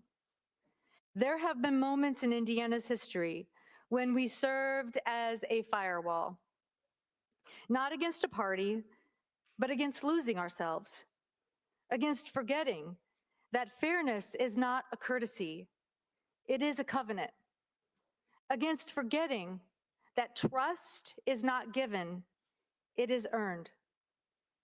And we are in one of those moments now. Years from today, when Hoosiers look back on this vote, they won't remember the speeches, they won't remember the procedures. They will remember we stood with them. Whether we kept faith with the values they taught us, honesty, fairness, responsibility, respect. So today I will be voting no, not in protest, but in promise to them, to every Hoosier who spoke up, to every community that believed their voice should matter, to every child who will inherit the democracy we shape today. And I want them to be able to say, that was the day Indiana remembered its values. That was the day the people's voices were stronger than politics. That was the day our leaders chose us. Let this vote be worthy of the generations watching now and the generations yet to come. Let this be a moment when Indiana once again chooses its people. Today, let us remember who we are. Today, let us choose Indiana. Thank you. Thanks, Senator. Further discussion? Senator Brown.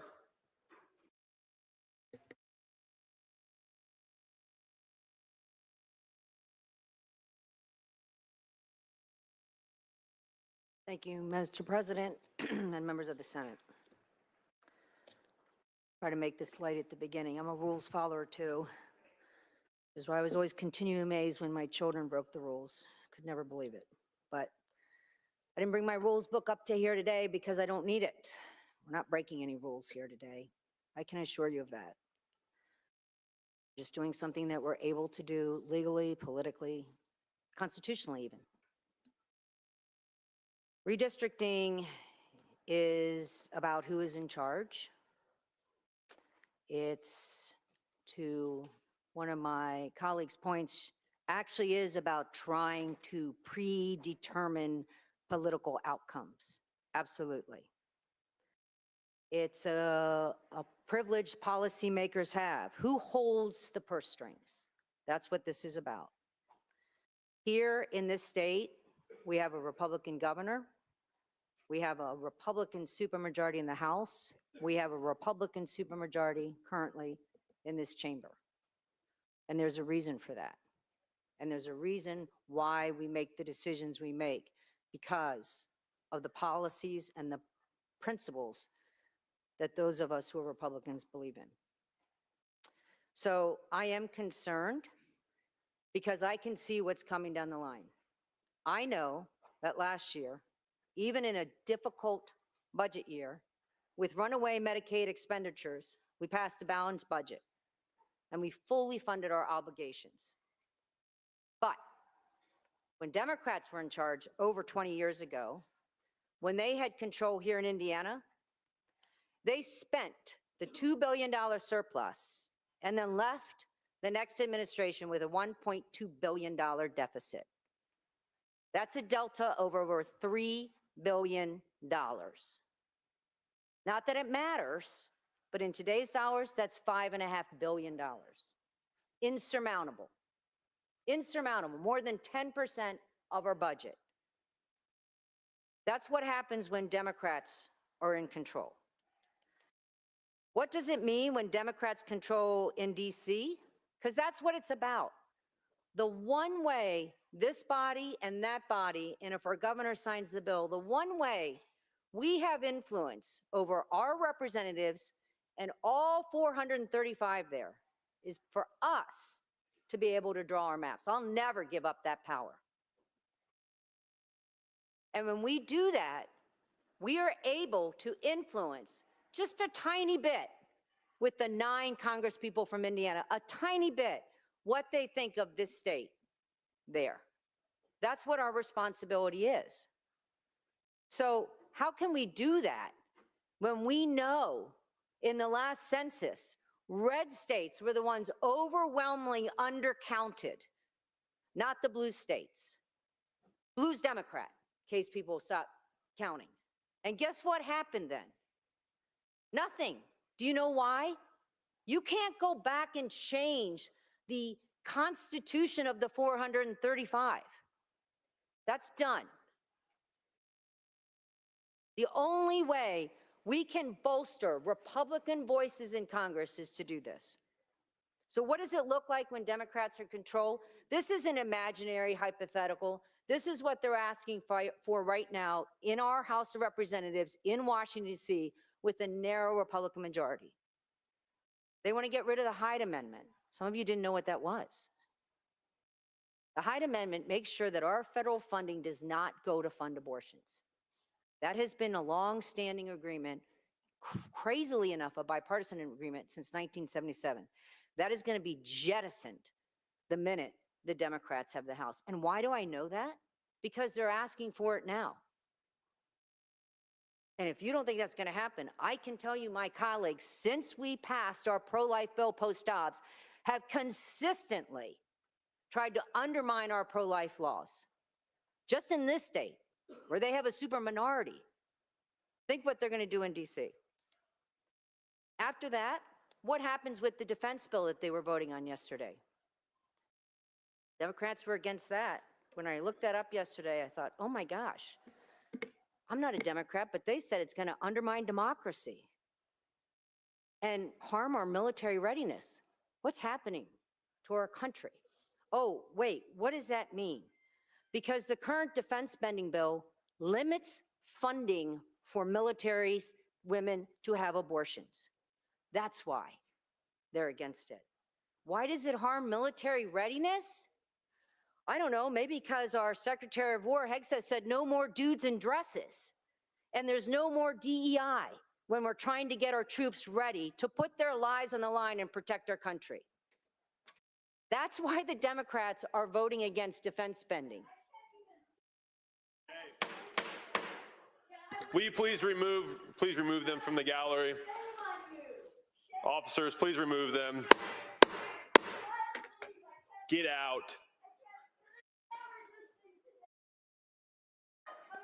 You sound pretty crazy. Why don't you get out? Get out. Thank you. Senator, you may continue. The GAO, which is a nonpartisan investigatory body of Congress, just last year in 2024, note the timing, under the previous administration, set up 24 fake Obamacare accounts. 22 of them received over fake, no citizenship, no ID, no income levels. 22 of them received over $10,000 a month. Who wants to extend the Obamacare subsidies right now? You say it's about affordability. It's also about fraud. Fraud. Democrats in the state of Minnesota have a supermajority there. If this continues, we're going to clear the gallery. So this one more outburst, and I'm clearing the gallery up there. Get out. You do better. Get out. And let me one more outburst, and that whole gallery is getting cleared out. That's your final warning. And let me be clear, the governor of Minnesota could be our vice president right now. The governor of Minnesota, and this is a New York Times article, I just want to say, so let's be clear, not a particularly partisan media outlet, said that, and I quote, over 5 years within the Somalia diaspora, millions of dollars were never provided in federal funding. 59 people so far have been indicted. You know how much money has been wasted? $1 billion. $1 billion. In fact, in 2022, under the Bidens, Merrick Garland, not somebody we consider to be in our camp, called it the country's largest pandemic relief fraud he's ever seen. You know what they did? Democrats in control. It's beyond despicable. They claim to be feeding tens of thousands of children with dollars, which never went to their hungry mouths and instead pocketed. They claim to have provided relief to the homeless. Again, never received, pocketed. Can you imagine if a vet was waiting for a bed and didn't get it because somebody defrauded them? What would that $1 billion do to the state of Indiana? You know what the governor recently said of that state about that program and the fraud? They welcome their Scandinavian-type healthcare system and will continue to be welcoming. Trust me, I looked. No apology, no remorse. So we had comments about elections have consequences. Yeah, that's why we redistrict. Who are we most famously remembering saying that? President Obama. When Senate McCain protested over the fact that Obamacare was written in the dark. And he said, I won, it's over. Elections have consequences. The U.S. is waiting. The U.S. is waiting to make sure that we move forward as a democratic republic, not a socialist democrat country. California had independent commissions.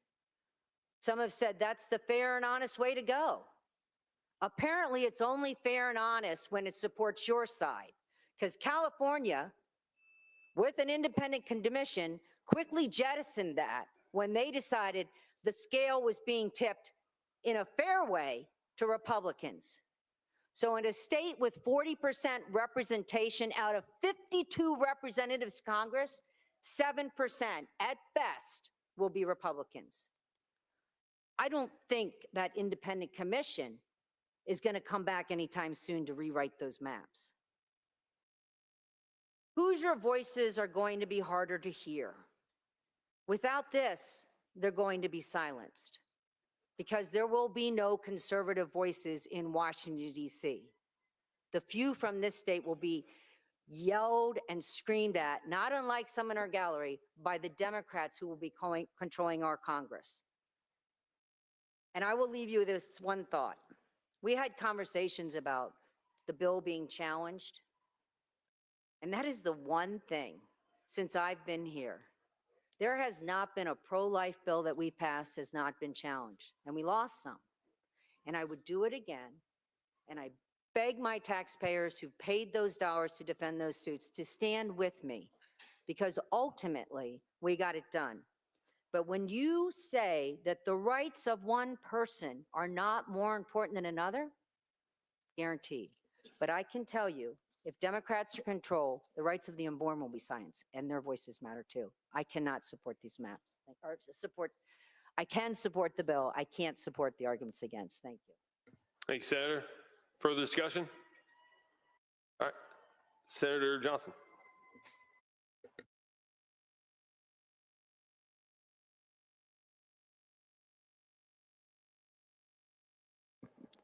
Mr. President, members of the Senate, it's been a long conversation. I'm gonna make it a little bit longer. There's a chapter in Timothy that talks about speaking to your old elders a little bit and not, I think it says not to go after them in the simple terms, but speak to them like your father, right? I think I'm the youngest member of our caucus. I think Senator Pohl has me by a couple days in the chamber here, but I think we probably have 4 or 5 censuses ahead of us in this, so it's not going to be the end of the conversation. But I found it very interesting. I wasn't here when we drew the maps before. If you would have told me that a Republican supermajority would leave 2 seats on the table, I wouldn't have believed you. I think this is an opportunity to right that wrong. I really do. It's an interesting moment. One thing I do know that I can talk on that's happened during this moment is making decisions under duress. It's what I do for a living. Many of you have been threatened. I hope everybody in this chamber knows what my family went through this last year. Threats are easy for me. Easy. Some of you have been in way worse things than I've been through, so I appreciate that. Some of you are true patriots in this room, so I don't want any of that to be questioned. But when someone tries to attack your church with violence, tries to take your life because of what you believe in, it changes how you fight a little bit. It really does. And this is one of those moments where I thought we would have stood up a little bit stronger. So I'm a little disappointed that we're here even debating it still today. I would have loved to stand up in August, hit the green button and move on. But I think it is one of the cool things about this job is you get to hit the red or green button, and I'm glad everybody's in this room because it is our job to make it known where we stand on the issues. Someone was offended earlier when I said everything out there is kind of noise. And really it is. You know, I don't think X or Twitter or wherever call it is a real place. I don't. And everybody in this room knows where I stand. Some of you asked me, and I got a phone call from somebody who really doesn't like me yesterday, asking me a medical question. I think it's a really cool place to stand to get to answer some of those and serve as the Senate physician with many of you ailing that showed up today. And that trust goes a long way with me. But I find it interesting that we're on both sides of this, and I haven't really heard many arguments against redistricting from our side. The other side has, but I haven't heard anybody stand up here and say, hey, this is a bad idea because. I heard sat in committee for 6 hours. We were there so long, I kind of forgot how long it went, but you know, I never really heard an argument against why redistricting was a bad idea. I heard it was constitutional. I heard it was legal, but I've yet to hear somebody stand up and say why this is a bad idea. I find that interesting. So I'm going to ask you to vote for this. It didn't take me long to get there. Many of you know I came out pretty early. I went to my constituents, the people who were against this, I talked to them. I tried to lead a little bit and say, hey, I know you guys don't like this very much, but this is why it's a good idea. Guess what? They're mostly in support of this now. Not all of them. We'll get there. But I'm not going to keep you up here forever. You got a tough choice the next few minutes here when we vote. I know it probably didn't sway anybody at this moment, but just go deep down for a second. Take away any displeasure you have with the president or the governor, with each other. Try to think about the merits of what redistricting at this moment means. What it means for Indiana in the big picture, what it means for your constituents, what it means for our congressional delegation. I think if you take a moment and step back from the emotion of the moment, you'll find that it's easy to vote yes on this. Thank you. Thank you, Senator. Senator Deary. Senator Deary to speak on the bill.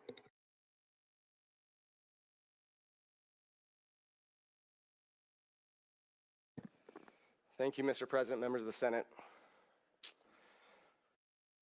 4 years ago, as a candidate for the first political office of my life, I promised voters that I would always tell them the truth, even if it made them mad. I believe in a republic, every elected official's duty is to cut through the self-interested talking points. Our job is to seek the truth and to speak the truth. That is how I approach every bill, and I approach this one no differently. I respect and love every one of you in this body. I mean that from the bottom of my heart. And if you have followed that process and reached different conclusions, I will still respect you. And I look forward to partnering with you on many more legislative fights to come. But this issue is too important for me to not get up here today and share the truth as I see it after many hours of objectively pursuing it. My bottom line is that after considering all the arguments offered in support of mid-cycle gerrymandering, I see no justification that outweighs the harms it would inflict upon the people's faith in the integrity of our elections and our system of government. Some say we should gerrymander now because Democrats have been doing it for years, and it's time for Republicans to catch up.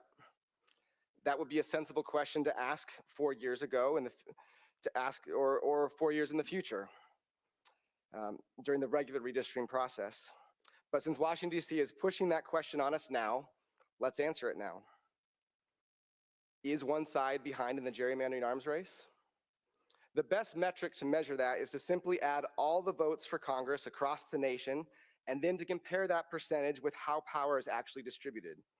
If one side was more successful at gerrymandering, there would be a mismatch between those two numbers. But that isn't the case. Nationwide, Republicans won 51% of all the votes for Congress, and they won 51% of the seats.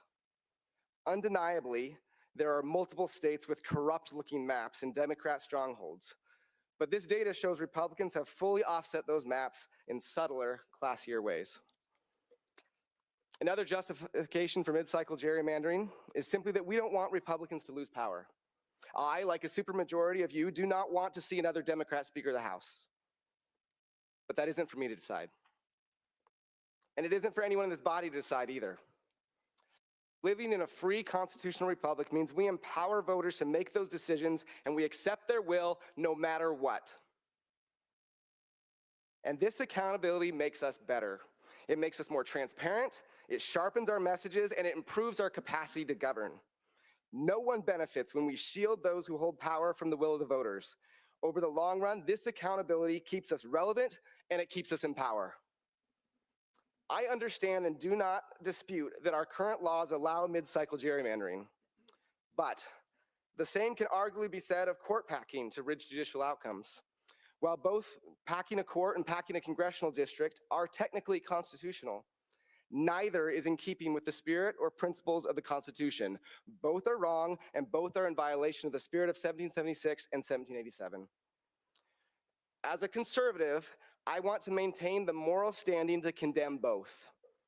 And for those of you from around the country tuning in today for the first time, make no mistake, I, like many of those who will join me in voting no today, are constitutional, fiscal, and religious conservatives. What that means to me is that I believe in conserving the values, the culture, and the institutions that created American exceptionalism. I have no problem telling you what a woman is and that men should not be playing in female sports. From this very floor, I've authored and passed higher ed reform legislation that today is the nightmare of left-wing activist professors. And over the last 3 years, and before it was popular to do so, I have repeatedly condemned the excesses of the IEDC. These values and votes have earned me a 100% rating from the Americans for Prosperity and a 100% rating from Indiana Family Institute, as I have earned every year I have been here. My point is that my opposition to mid-cycle gerrymandering is not in contrast with my conservative principles. My opposition is driven by them. The power to draw election maps is a sacred responsibility directly tied to the integrity of our elections and the people's faith in our constitutional system. Normalizing mid-cycle gerrymandering would create a culture in which a political party could select new voters not once a decade, but any time it feared the consequences of an approaching election. The history of power teaches us that elected officials will take any path available to them to protect their position. Imagine a moderate Speaker of the House who passes a controversial legislation that attracts primary challengers to him and his caucus. Imagine a principled but pesky member of a legislative body that pushes back against leadership and refuses to play by the rules of the majority caucus. It is not far-fetched that in either scenario, the incumbent powers of the legislative branch could use off-cycle gerrymandering to defeat their opponents without a single election. Why, as conservatives, would we give the mapmakers this power? Any elected office, from the US Congress to school board, could fall prey to this culture. Such a shift would make it harder for the people to hold their elected officials accountable, and it would erode our trust in elections. Speaking of election integrity, this map, drawn primarily by somebody not from here, gerrymanders so aggressively that it splits precincts across the state. The Republican Election Board staff member in my county with 40 years of experience tells me he would swear before a court of law that it's not that some Hoosiers might get the wrong ballot, it's that some Hoosiers will get the wrong ballot. And that is true across the state. That's because in my neighborhood, the bill uses dated precinct boundaries and carves up precincts with peninsulas as small as football fields. Thousands of voters in my township will need to be manually assigned a ballot and mistakes will be made. That is not what conservatives stand for. nor do we believe that the federal government should have the ability to dictate by threat or other means what should happen in our state. We are a co-equal force of government, or at least we are supposed to be. And as long as I have breath, I will use my voice to resist a federal government that attempts to bully, direct, and control this state or any state. Giving the federal government more power is not conservative, nor is the idea that any single election or branch of the government should determine the fate of the country. One of our worst presidents of all time, Woodrow Wilson, pushed the idea that America should be more like a parliamentary system in which a party could enact an aggressive agenda by winning a single election with a small majority. But for the last 100 years, constitutional conservatives have been fighting this left-wing idea by standing up for the principle of separation of powers and federalism. As long as we stay true to the Constitution, no single election result will determine the destiny of the nation. Fighting fire with fire burns the world down. The way you fight fire is with its opposite. Doubling down on our constitutional principles and the Indiana way of doing politics are the water we need. Some say Indiana doesn't know what time it is, but I think we know exactly what time it is. It's time for patriots to stand by the Constitution and say, we, the people of the United States, are the only ones who should ever decide an election. It's time to say no to pressure from Washington, D.C. It's time to say no to removing accountability from elected officials. It's time to say no to outsiders who are trying to run our state. It's time to say no to HB 1032. And I ask you to join me in doing so. Thanks, Senator. Further discussion? Senator Garten? Senator Garten, speak on the bill.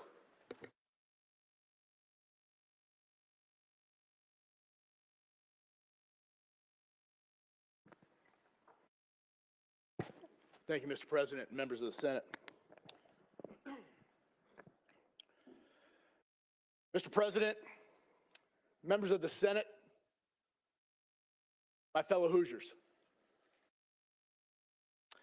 Today we find ourselves at a crossroads that very few legislatures in the history of this state have ever had to navigate.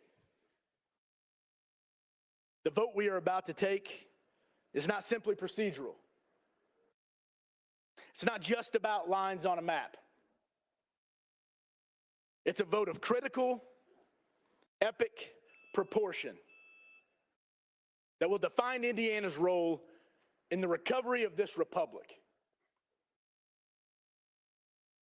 I've heard the word unprecedented thrown around like an accusation. Those opposed say redistricting in the middle of a decade is breaking with tradition.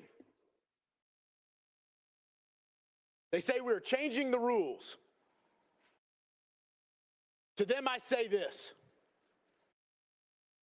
When your house is on fire, you don't worry about whether or not you're traditionally holding the hose the right way.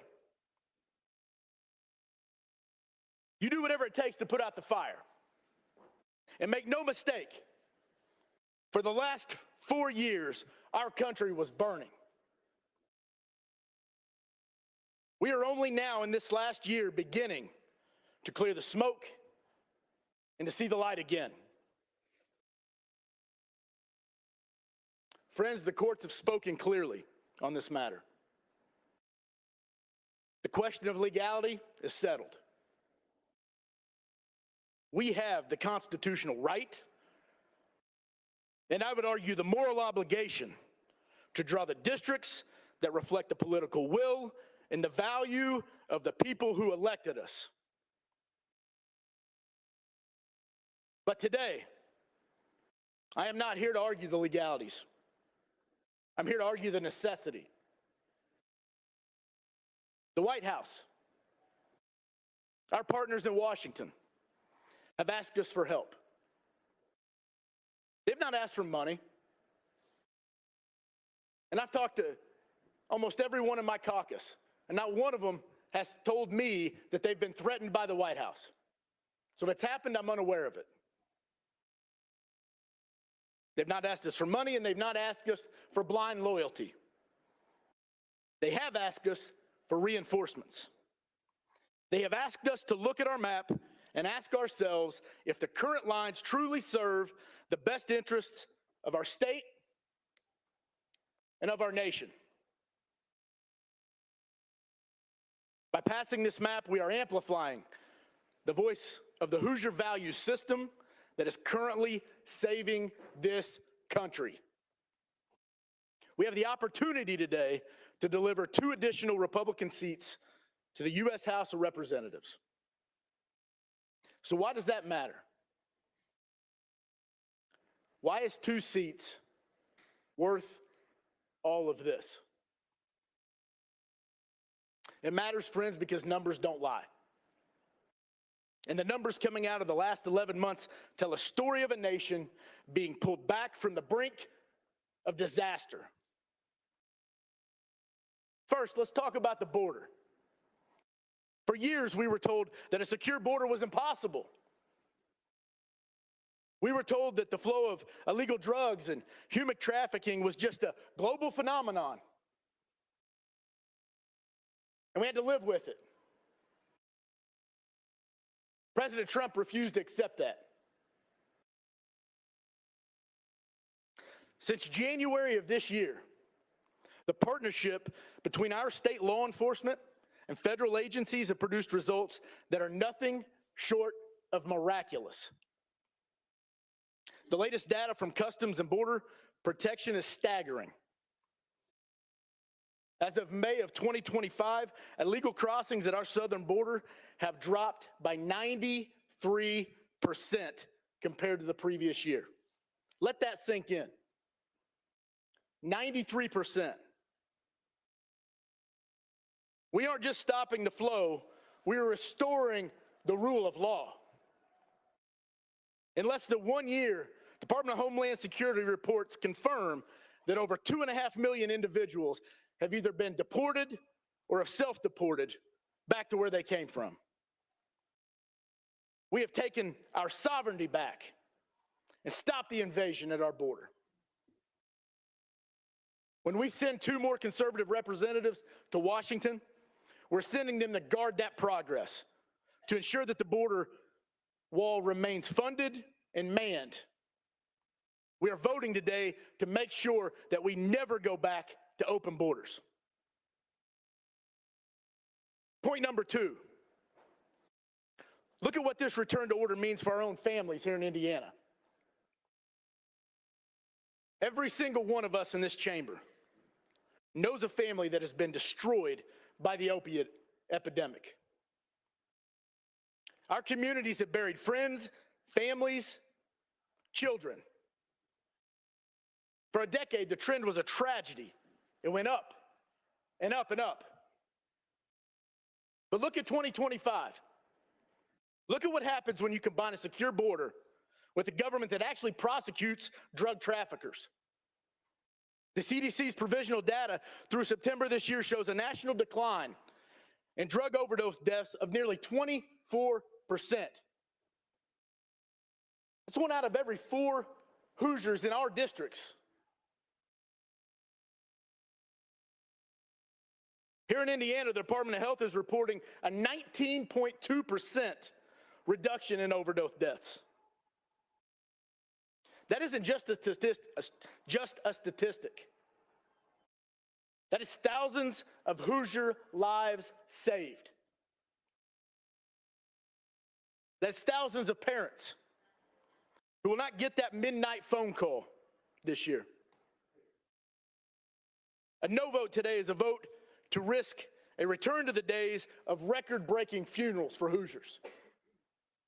I, for one, refuse to go back. Third, let's talk about the kitchen table issue that is crushing every Hoosier family, because I've heard it mentioned here today. Utility bills.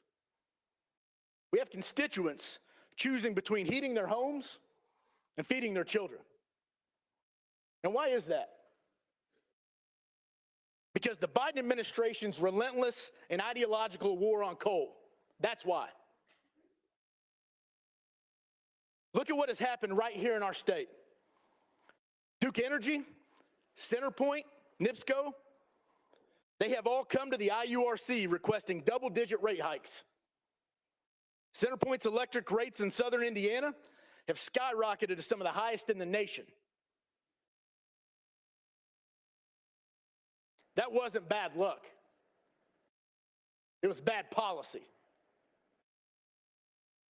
The Biden EPA forced the premature closure of gigawatts of reliable, affordable coal generation. They strangled our power plants with impossible regulations on coal ash and carbon emissions, forcing utilities to spend billions on green compliance. Billions that they are now extracting directly from the pockets of working class Hoosiers. We are sitting on a gold mine of affordable energy in this state. But we were forbidden from using it. By sending 2 more conservatives to Washington, we provide the votes needed to fully repeal those EPA mandates, unleash American energy dominance, and bring utility bills back down to earth.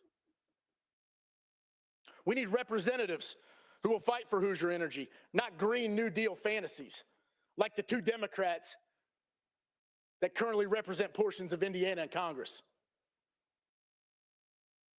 Fourth, look beyond our borders on the world stage. Remember when the experts told us that strength would lead to war? Remember when they said that unwavering support for our allies would set the Middle East on fire? They were wrong. Strength yields peace. Weakness invites war. In October, we witnessed the signing of the Trump Declaration for Enduring Peace and Prosperity. We have seen a ceasefire in Gaza that is actually holding because it was negotiated from a position of American strength, not an apology. We are seeing the expansion of the Abraham Accords. The world is stabilizing because America is leading again. But leadership requires legislative support. If we fail to secure a governing majority in the House that supports this agenda, we risk handing the keys back to the very people who destabilized the world in the first place. On July 4th of this year, President Trump signed the One Big Beautiful Bill Act, which was a brand new declaration on independence from waste, fraud, and abuse in our welfare programs. Republicans across the country have been fighting for years to bring back basic program integrity and work requirements back to Medicaid and food stamps. It was only because of the president's leadership and the Republican majority in the House that Congress was able to pass such historic legislation. Now, I hear critics across the aisle crying a foul. They talk about fairness, and they talk about balance. Seems like a great time to remind everybody watching what Marion County looked like the last time Democrats drew the maps. 3 congressional districts Marion County was split into. Oddly enough, I didn't hear one of my Democrat friends mention that today. I don't think that's coincidental. But let's look at the map of the country. Let's look at how our friends on the left handle power when they have it. They don't talk about fairness. They talk about winning. Do you know how many Republican members of Congress represent the state of Massachusetts? 0. Not one. How about Connecticut? 0. Rhode Island? 0. Hawaii? 0. New Mexico? 0. Delaware, you guessed it, 0. Vermont? 0. Connecticut? 0. Maine? 0. New Hampshire? 0.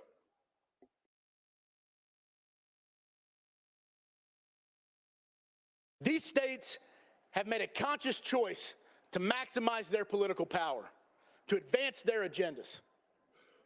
They have silenced conservative voters entirely. So I refuse to sit in this chamber today and be lectured about tradition and norms when the other side plays for keeps.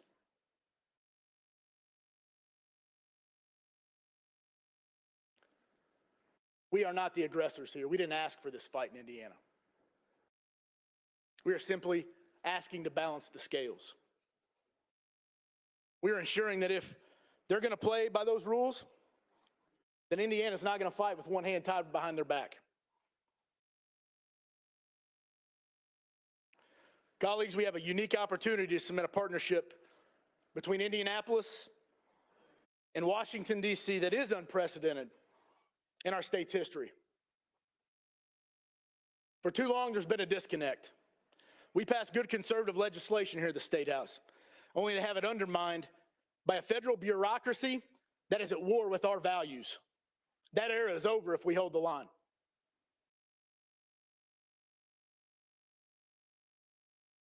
Our counterparts in D.C. have done the heavy lifting.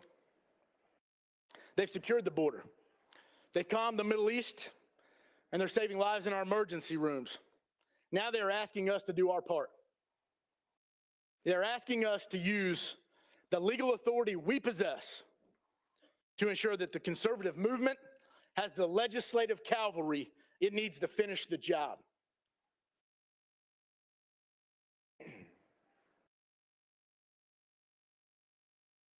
Some will say these maps are political. Let me be clear. You're damn right they are. Political policy is political. Safe streets are political. Look at Indianapolis. Affordable electricity is political. A drug-free Indiana is political. Peace in the Middle East is political. I dealt with it firsthand. If drawing a map that secures 2 more seats for the Republican Party means that we continue to see overdose deaths drop by 20%, then I'll draw that map every single day of the week and twice on Sunday. If drawing a map means that we'll continue to see a 93% drop in illegal immigration, then I'll sign it with a smile on my face. We're not here to be neutral arbiters of decline. We're here to be active agents of American greatness. So I ask you, do not shrink from this moment. Do not hide behind tradition when the future of the Republic is at stake, because make no mistake, that's what the scope of your vote is today. The courts have cleared the way. The data has proven the case. The precedent has been set by our opponents, and the White House has made the call, and it's time for Indiana to answer. Vote yes for this map. Vote yes for 2 more seats. Vote yes for a safer, stronger, and more prosperous Indiana. Thank you, Mr. President. Thank you, Senator. Further discussion? Senator Gaskell, would you like to close? Yes, please. Senator Gaskell to close.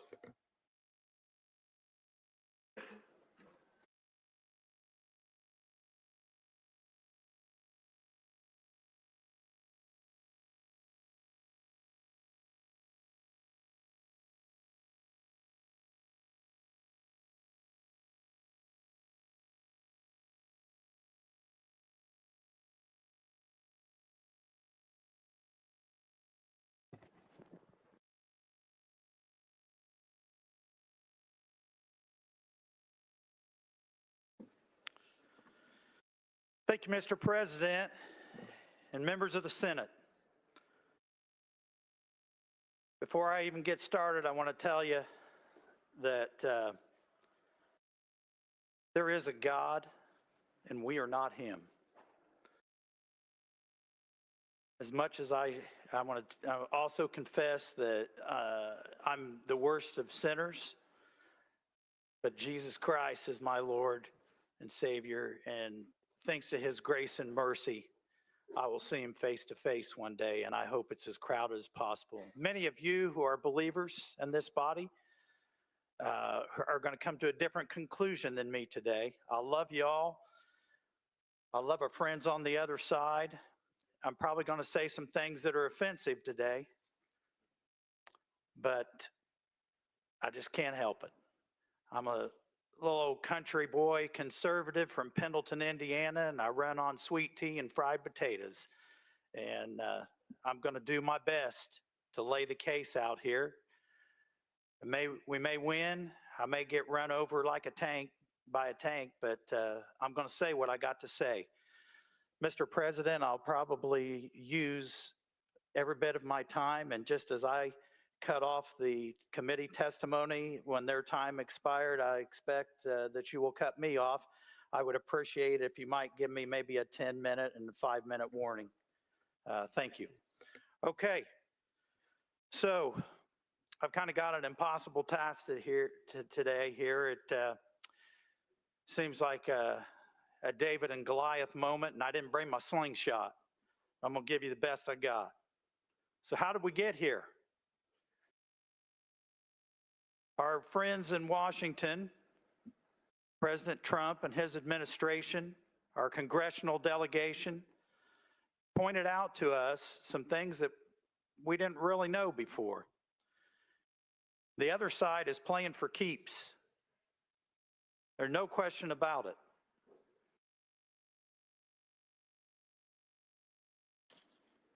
So let me share you a little bit of philosophy here. You know, in government, one side wins, one side loses. We rarely are happy with every decision we see out of government. But let's talk about Federalist Papers have been mentioned several times. Let's talk about Federalist Paper 51 that I think is attributed to Madison. If men were angels, no government would be necessary. If angels were to govern men, neither external nor internal controls on government would be necessary. In the framing of a government which is to be administered by men, over men, the great difficulty lies in this. You must first enable the government to control the governed, and in the next place, oblige it to control itself. A dependence on the people is no doubt the primary control on the government, but experience has taught mankind the necessity of auxiliary precautions. You've heard it said many times that we live in a democracy. I think we live in a democratic republic, is my interpretation. And in a republic, the states have power. The Constitution was designed not only to have checks and balances within the federal government, but the state legislatures are an external check and balance on the federal government. We've got to play our part in that. And you all know, before the, I believe it was the 17th Amendment, this body, in conjunction with our friends in the House, chose the senators. We had the People's House, the House of Representatives, and we had the Senate, which was kind of like the state's ability to send ambassadors to the federal government to keep a check on the state's interests, but we gave that up. So now, the last tool we have is to draw our legislative maps for the political outcome that our people in this state have voted for. So we are that check and balance. So I brought some visual aids here with me today, just to show you how serious the other side is. Senator Garton laid out those northeastern states that have 0 Republican representation. There's 21 congressional delegates from those states. And if you come to the Midwest a little bit, you got Indiana, Iowa, and Missouri, and we also have 21. Missouri and Indiana drew maps that gave the Democrats a couple gimme seats. So out of the 21 representatives from these 3 states, we have 17. The other side did not do that. They drew maps for political advantage. And there are enough Republicans in this Northeast, there could be Republican districts. So right away, you've got an 8 vote deficit just from the different way that it has been handled. Let's look in a little more detail. Here's some heat maps of Massachusetts and Connecticut. The point here is to show that Republicans have been drawn into multiple districts to prevent them from having a representative. The other side is playing for keeps. You've heard about communities of interest. Have you heard that, Sid? Okay, let's look at Chicago. The population of Chicago would warrant about 3.6 congressional districts. So here is a representation of what, have you heard about compact maps? We've heard that, haven't we? That's a representation of what a compact map would look like in Chicago. But they've drawn it into 9 districts. Now what you're seeing here is just the city proper. These districts go out past the city limits and snake into surrounding counties that are heavily Republican. Here's when you go out a little wider and you see just how far they go. They take full advantage of the Democratic majority in Chicago to ace out these people that probably got a lot in common with us. Rural Midwesterners, hardworking men and women, blue collar, farmers. Let's look in particular at a couple of the districts. What we've got here is Illinois 1 and Illinois 2. Look how they drew those maps. They want you to play by a different set of rules than what they're willing to play by. They're drowning out the voice. You heard it said earlier, we know Indiana has 9 representatives. If you do the math, that's a little over 2% of the federal House of Representatives. And we're getting diluted by the Democrats and what they're doing in these other states. You know, I want to quote another person that helped write some of the Federalist Papers, and that was John Adams, and he said, "Facts are stubborn things." And I'll probably repeat that a few times today. Those are the facts. Here's the maps. Here's what a Democrat-controlled state has decided, that they want to draw their maps for political advantage. 17 House of Representatives members from Illinois, 14 are Democrat. Look how red the state is, and look how they've they've spoke their Democrats out into the other areas. The very things they're criticizing us for doing with this map, they're doing it for their political advantage, and they're watering down your voice. Let's move to the Southwest. Look at New Mexico. You had someone mention New Mexico earlier. I think it was Senator Garten. 3 congressional seats in New Mexico. Here's a map of the state. You can see the congressional districts. These green areas are Indian reservations that typically vote heavily Democrat. And although they could easily be in one district, keep that community of interest together, they decided to maximize the political advantage and put some of them in all 3 districts, 3-0. There's enough Republicans in New Mexico that they could easily get 1 seat and possibly 2. Sticking in the Southwest, this map shows a little bit of Nevada. The blue area that you see down here is Las Vegas. They've drawn it into 3 different districts. Nevada has 4 congressmen. 1 is a Republican. If they could have found a way to take that one away with skillful map drawing, they would have done it. But they got the other 3. This is what they think of communities of interest. By the way, President Trump won that state by 3 points, but 3/4 of their congressional district is Democrat. These guys are playing for keeps. I want to see us on the Republican side fight as hard for our side as they do for theirs. I commend you all. You fight like street fighters. Let's move from the Southwest up to the Pacific Northwest here. This is a map of Oregon. They have 6 members in the House of Representatives.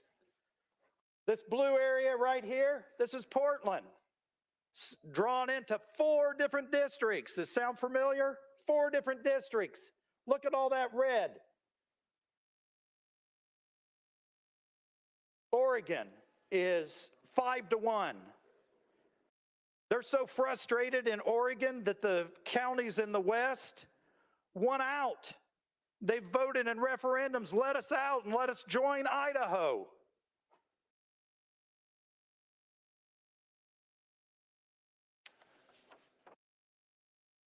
We hear about nonpartisan redistricting commissions. I submit to you there is no such thing. Whether someone is an elected official or just an average constituent, we are partisan. We are partisan by nature. So California, I may have my numbers wrong here on California. I believe they have 52 congressional seats, and 8 of them are Republican, despite large areas of that state that are densely populated with Republicans. They only have 8. That's a tragedy. So they decided, you know what? Since the Republicans have decided to fight back, finally, in Texas, in Missouri, we better do something. Let's get rid of our nonpartisan redistricting commission because they didn't do a good enough job. We think we can get it down to where there's only 3 Republicans out of 52. Are you kidding me? Come on, guys. Let's stand up and fight for our side the way they do for theirs.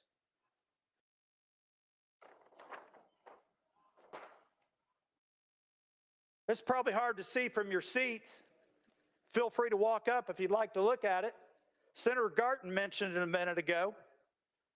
This is the map that Indiana Democrats drew in 2001 when they had control of the House and the governor's office. Doesn't look that much different than our map, does it? They had the opportunity to draw a map for political advantage, and they did it. And now they're trying to tell you, now that their policies have failed so miserably that Republicans dominate county after county, somewhere around 85 or 90% of the local offices are Republican. It's because their policies stink. They're horrible. They're horrible for their people. They hurt the very people that they claim to represent. I know they have good intentions, but they're wrong. And you know, I mean, why did we choose to be Republicans? Because we disagree with their policy. They had the will to win in 2001. Do we have the will to win now?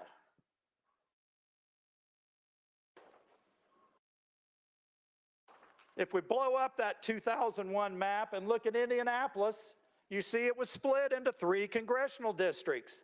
And many of the, I don't know the geography as well as some of our Indianapolis reps do as far as the included and excluded towns in Unigov, but several of them were split up.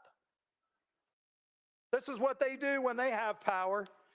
Now we've won the election. The voters have said, hey, Republicans, go help us. But do we have the will to do it? They did. Let me tell you something. I think in addition to all of this, where Democrats have used political advantage in map drawing, I think they've declared war on us. They don't want to lose power again. President Trump, in his first term, said, hey, we're not going to count illegals in the census. They took him to court. They drug it out. He appealed the initial ruling. Looked like we had a good chance of winning that. And then Biden became president and basically dropped the suit. So we have not only skillful map drawing by Democrats in states that they control, But we also have, in most cases, those illegals are populating blue states. So the total number of representatives they have is overstated by that. It's also overstated, as Senator Young mentioned the other day, it's overstated by errors that the Census Bureau themselves has admitted where they overpopulated, overcounted in blue states. I submit to you that it is a miracle that we have a 5-seat majority in the United States House of Representatives right now. The deck was easily stacked against us, 20 to 25 seats. And somehow we were still able, in spite of all that, to win a 5-seat majority. You look at when they took control of Congress in 2020, they used another tool. In blue states, unsolicited absentee ballots were mailed to everyone on the voter rolls. You look at the vote numbers. If you look at the total number of people that cast ballots in federal elections, there's a humongous blip from 2020. These guys, I submit to you, have started a political war, and they intend to win. Do you have the will to fight back? You may not like the war analogies. I apologize if it offends anybody, but let me tell you, we've heard them talk about if you can't win your election on the merit of your ideals, you don't deserve to hold office. Look what the voters of Indiana have told the Democrat Party in recent years. But they're determined to win anyway. Do you have the will to stand in the gap and fight back? I'll submit to you even further, I'll double down on the war analogy. I'm going to submit to you that the second U.S. Civil War has already started. They're just fighting it with surrogates. They've used every advantage to try to win, and somehow the people, as President Trump said, we're going to turn out a base to make it too big to rig, and we did that in 2024. But they're not going to quit. Now, if you're offended by the war analogy and the statement that the second U.S. Civil War has already begun, let's look just a little west to our neighbors in Illinois. Can you believe that armed thugs boxed in our U.S.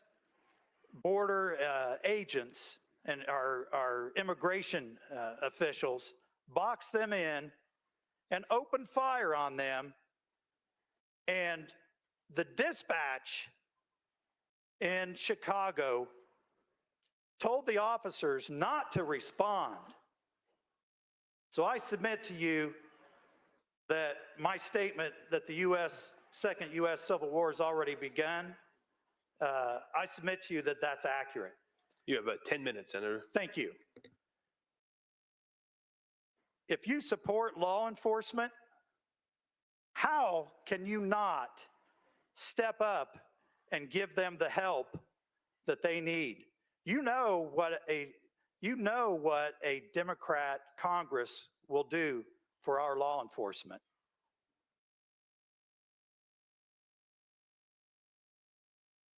The elections do have consequences. Decisions that we make here can help make sure that in a small way we can offset what the Democrats are doing in the rest of the country. Now, part of what I was going to do in my close was to talk about all the things that a new Democrat Congress would do, but Senators Brown and Garton eloquently talked about that. I'll just briefly say that the things we hear from the other side of the aisle about Hoosiers are concerned about real problems and affordability, inflation and healthcare and things like that. Yeah, Hoosiers are concerned about that. And the problems that we have in those areas are because of decisions that have been made in Washington under Democrat-controlled Congresses. All right. Several of us on this side have spoken that we're not going to support this, that they're not going to support it. I love you anyway, and we're going to be friends. We were friends before, we'll be friends during, we'll be friends after. But I want to tell you, as I look back at history and look at where there have been wars, they've typically been political failures that have led to those wars. And there were opportunities for the political establishment, whether elected or whether monarchies or whatever, there were opportunities for them to step in and fix the problem, and they didn't do it. This is an opportunity for us to step in there and do something. Now, I've also heard people say that redistricting is cheating. Redistricting is not cheating. Let me tell you what cheating is. I grew up in Madison County. We were dominated by Democrats. Dominated by Democrats. If we wanted to get elected, we had to try to go make a case to Democrat voters. I made friends with a guy who was a Democrat, and he was starting to vote for a few Republicans, and someone told me to go see him, and so I went and introduced myself and said, I heard that you might be willing to consider hosting my yard sign. And this dude was a bigger country boy than me by far. He's about 6'8", and his arms were as big as my legs. So he said, you heard wrong, son. And I said, the guy with me was like trying to drag me out of there before I got my tail whooped. But I said, you know what? I want to hear what you got to say. Tell me what I've done in office that you don't like, and I'm going to stand here and listen to it. And if you'll allow me, I'll address it. So I stood there and I listened, and I addressed the concerns, and he had been fed a lot of misinformation. And by the end of the conversation, he invited me back for donuts. He gave me his sign location and started calling his friends. As I became closer friends with him in later years, he said, you know, Mike, I used to be a hard Democrat. And before that voter ID law, I would vote 7 or 8 times per election. I had a list of people that were either out of state or deceased and not off the rolls that they knew wouldn't show up. And I'm not proud of this, but I voted 7 or 8 times for the Democrat candidates. They admitted to me a felony. 5 minutes, Senator. Thank you. That's cheating. Let me tell you another one. Before I was active in politics, my wife was kind of active. She was a union official, was elected 2 times as UAW financial secretary up in Anderson, one of the local unions there. And before they knew that we were Republicans, they told us a lot of their strategies. So my wife and I are sitting down, and this person came in and told us how they were going to win the next election. He said, yeah, we go out and get people to sign up for absentees, and on the mail to location, we mark a vacant house, and we know the day they're mailed out, and when the mailman leaves them, we go grab them out and we vote them. Admitted to it. This person was an elected Democrat official. He didn't know who he was talking to, but he was very transparent. He said, oh yeah, we'll get 23, 24 of them to the same house. That's cheating. Redrawing the maps is not cheating. I don't know much else to say. How much time do I have left? About 3 minutes. Okay. I'm going to use it all. You're going to have to shepherd hook me, but So what it's going to come down to is, are you willing to stand up and give your side a chance? Are you ready to stand up for policy? Senator Baldwin so eloquently said a week or so ago, this is a policy decision. Either you believe in our policies or you believe in theirs. We need you to step up and do the right thing. Some have said this might backfire for us politically. We may end up with 6-3 if we redo these maps. I'll tell you what, you know the polling, you know that our base supports this. What's it going to do to turnout if we tell them that we're not going to stand up for them? We've got an opportunity to either be Churchills or Chamberlains. But things are headed in a bad way. We've got a chance to solve it politically now. If we don't, I don't know what's going to happen. Some have said that President Trump was forcing this on us. President Trump is not forcing this on us. He's encouraging us to do the right thing, to stand up and fight. You're talking to the man who tried to change things from 2016 to 2020, and they came after him. It wasn't enough just to beat him in the election. They raided his home. They used lawfare to try to sue him out of existence. They came after him criminally and civilly, Senator Walker, both ways. That man has taken a bullet, had a near-death experience, all to try to take the power of Washington and tame it down and send power back to the states. That's what a republic is all about. How much time do I have? 1 minute. All right. Guys, this is a hard one. I understand it. But we've got to stand up and fight. If I lose my seat over this, I will walk away and be happy that I did the right thing. President Trump almost lost his life, and Charlie Kirk did lose his life. The rhetoric that we hear from the National Democrat Party is absolutely insane. I know you guys don't support that, but they're riling up people to commit heinous acts. We have to stop evil right now, and yes, I use the word evil on purpose.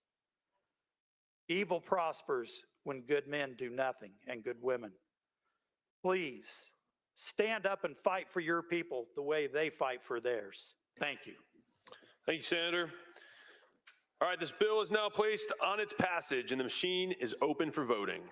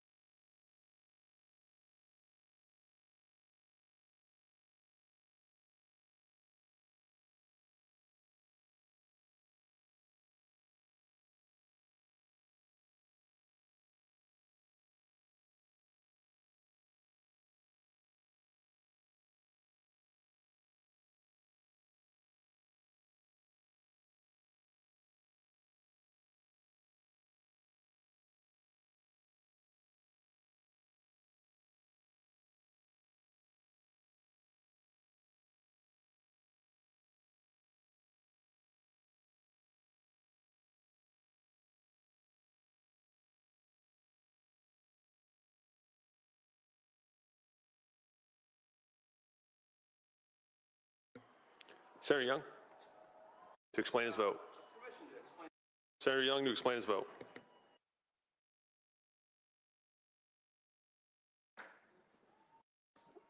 Thank you, Mr. President, members of the Senate. Real quick, I've never had the opportunity to serve my country, as some great Americans in here have, where they put their lives on the line for us.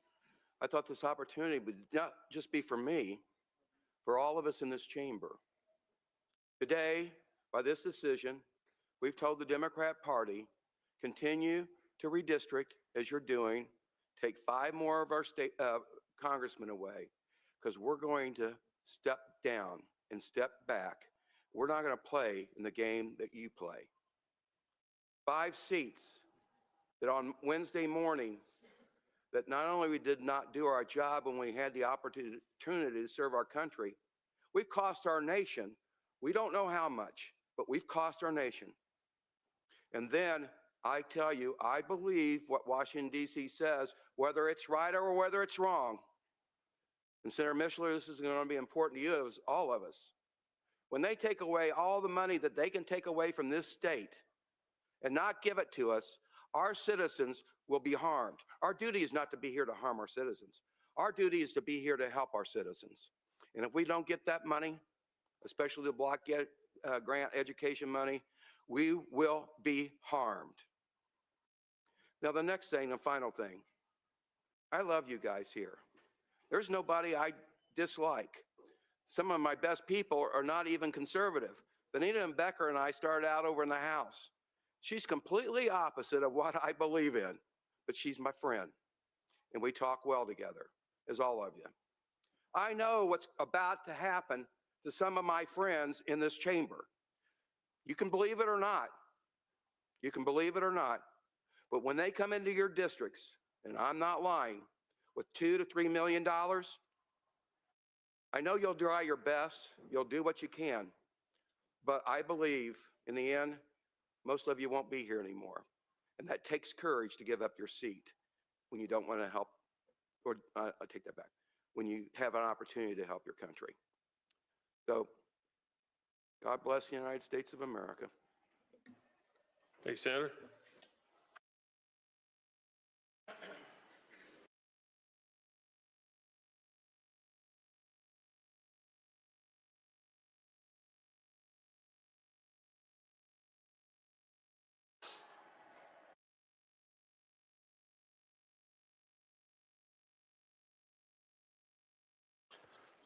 All right, the machine is now closed. Clerk will tally the roll. 19 ayes, 31 noes. This bill has been defeated. No, please stay quiet in gallery. Thank you. All right, do we have author motions? Is there consent to take these in one motion? All right, all those in favor say aye. Opposed, no. Motion's passed. All right, is there any other further business? Is there other further business to come before the Senate? Is there any other further business to come before the Senate? Senator Bray is recognized for a motion to adjourn. Thank you, Mr. President, members of the Senate. This time I move the Senate to adjourn until Monday, January the 5th, 2026 at 1:30 p.m. All right, the question is on the adoption of the motion. All in favor say aye. Opposed, no. Motion passes. Senate is adjourned until Monday, January 5th, 1:30 p.m.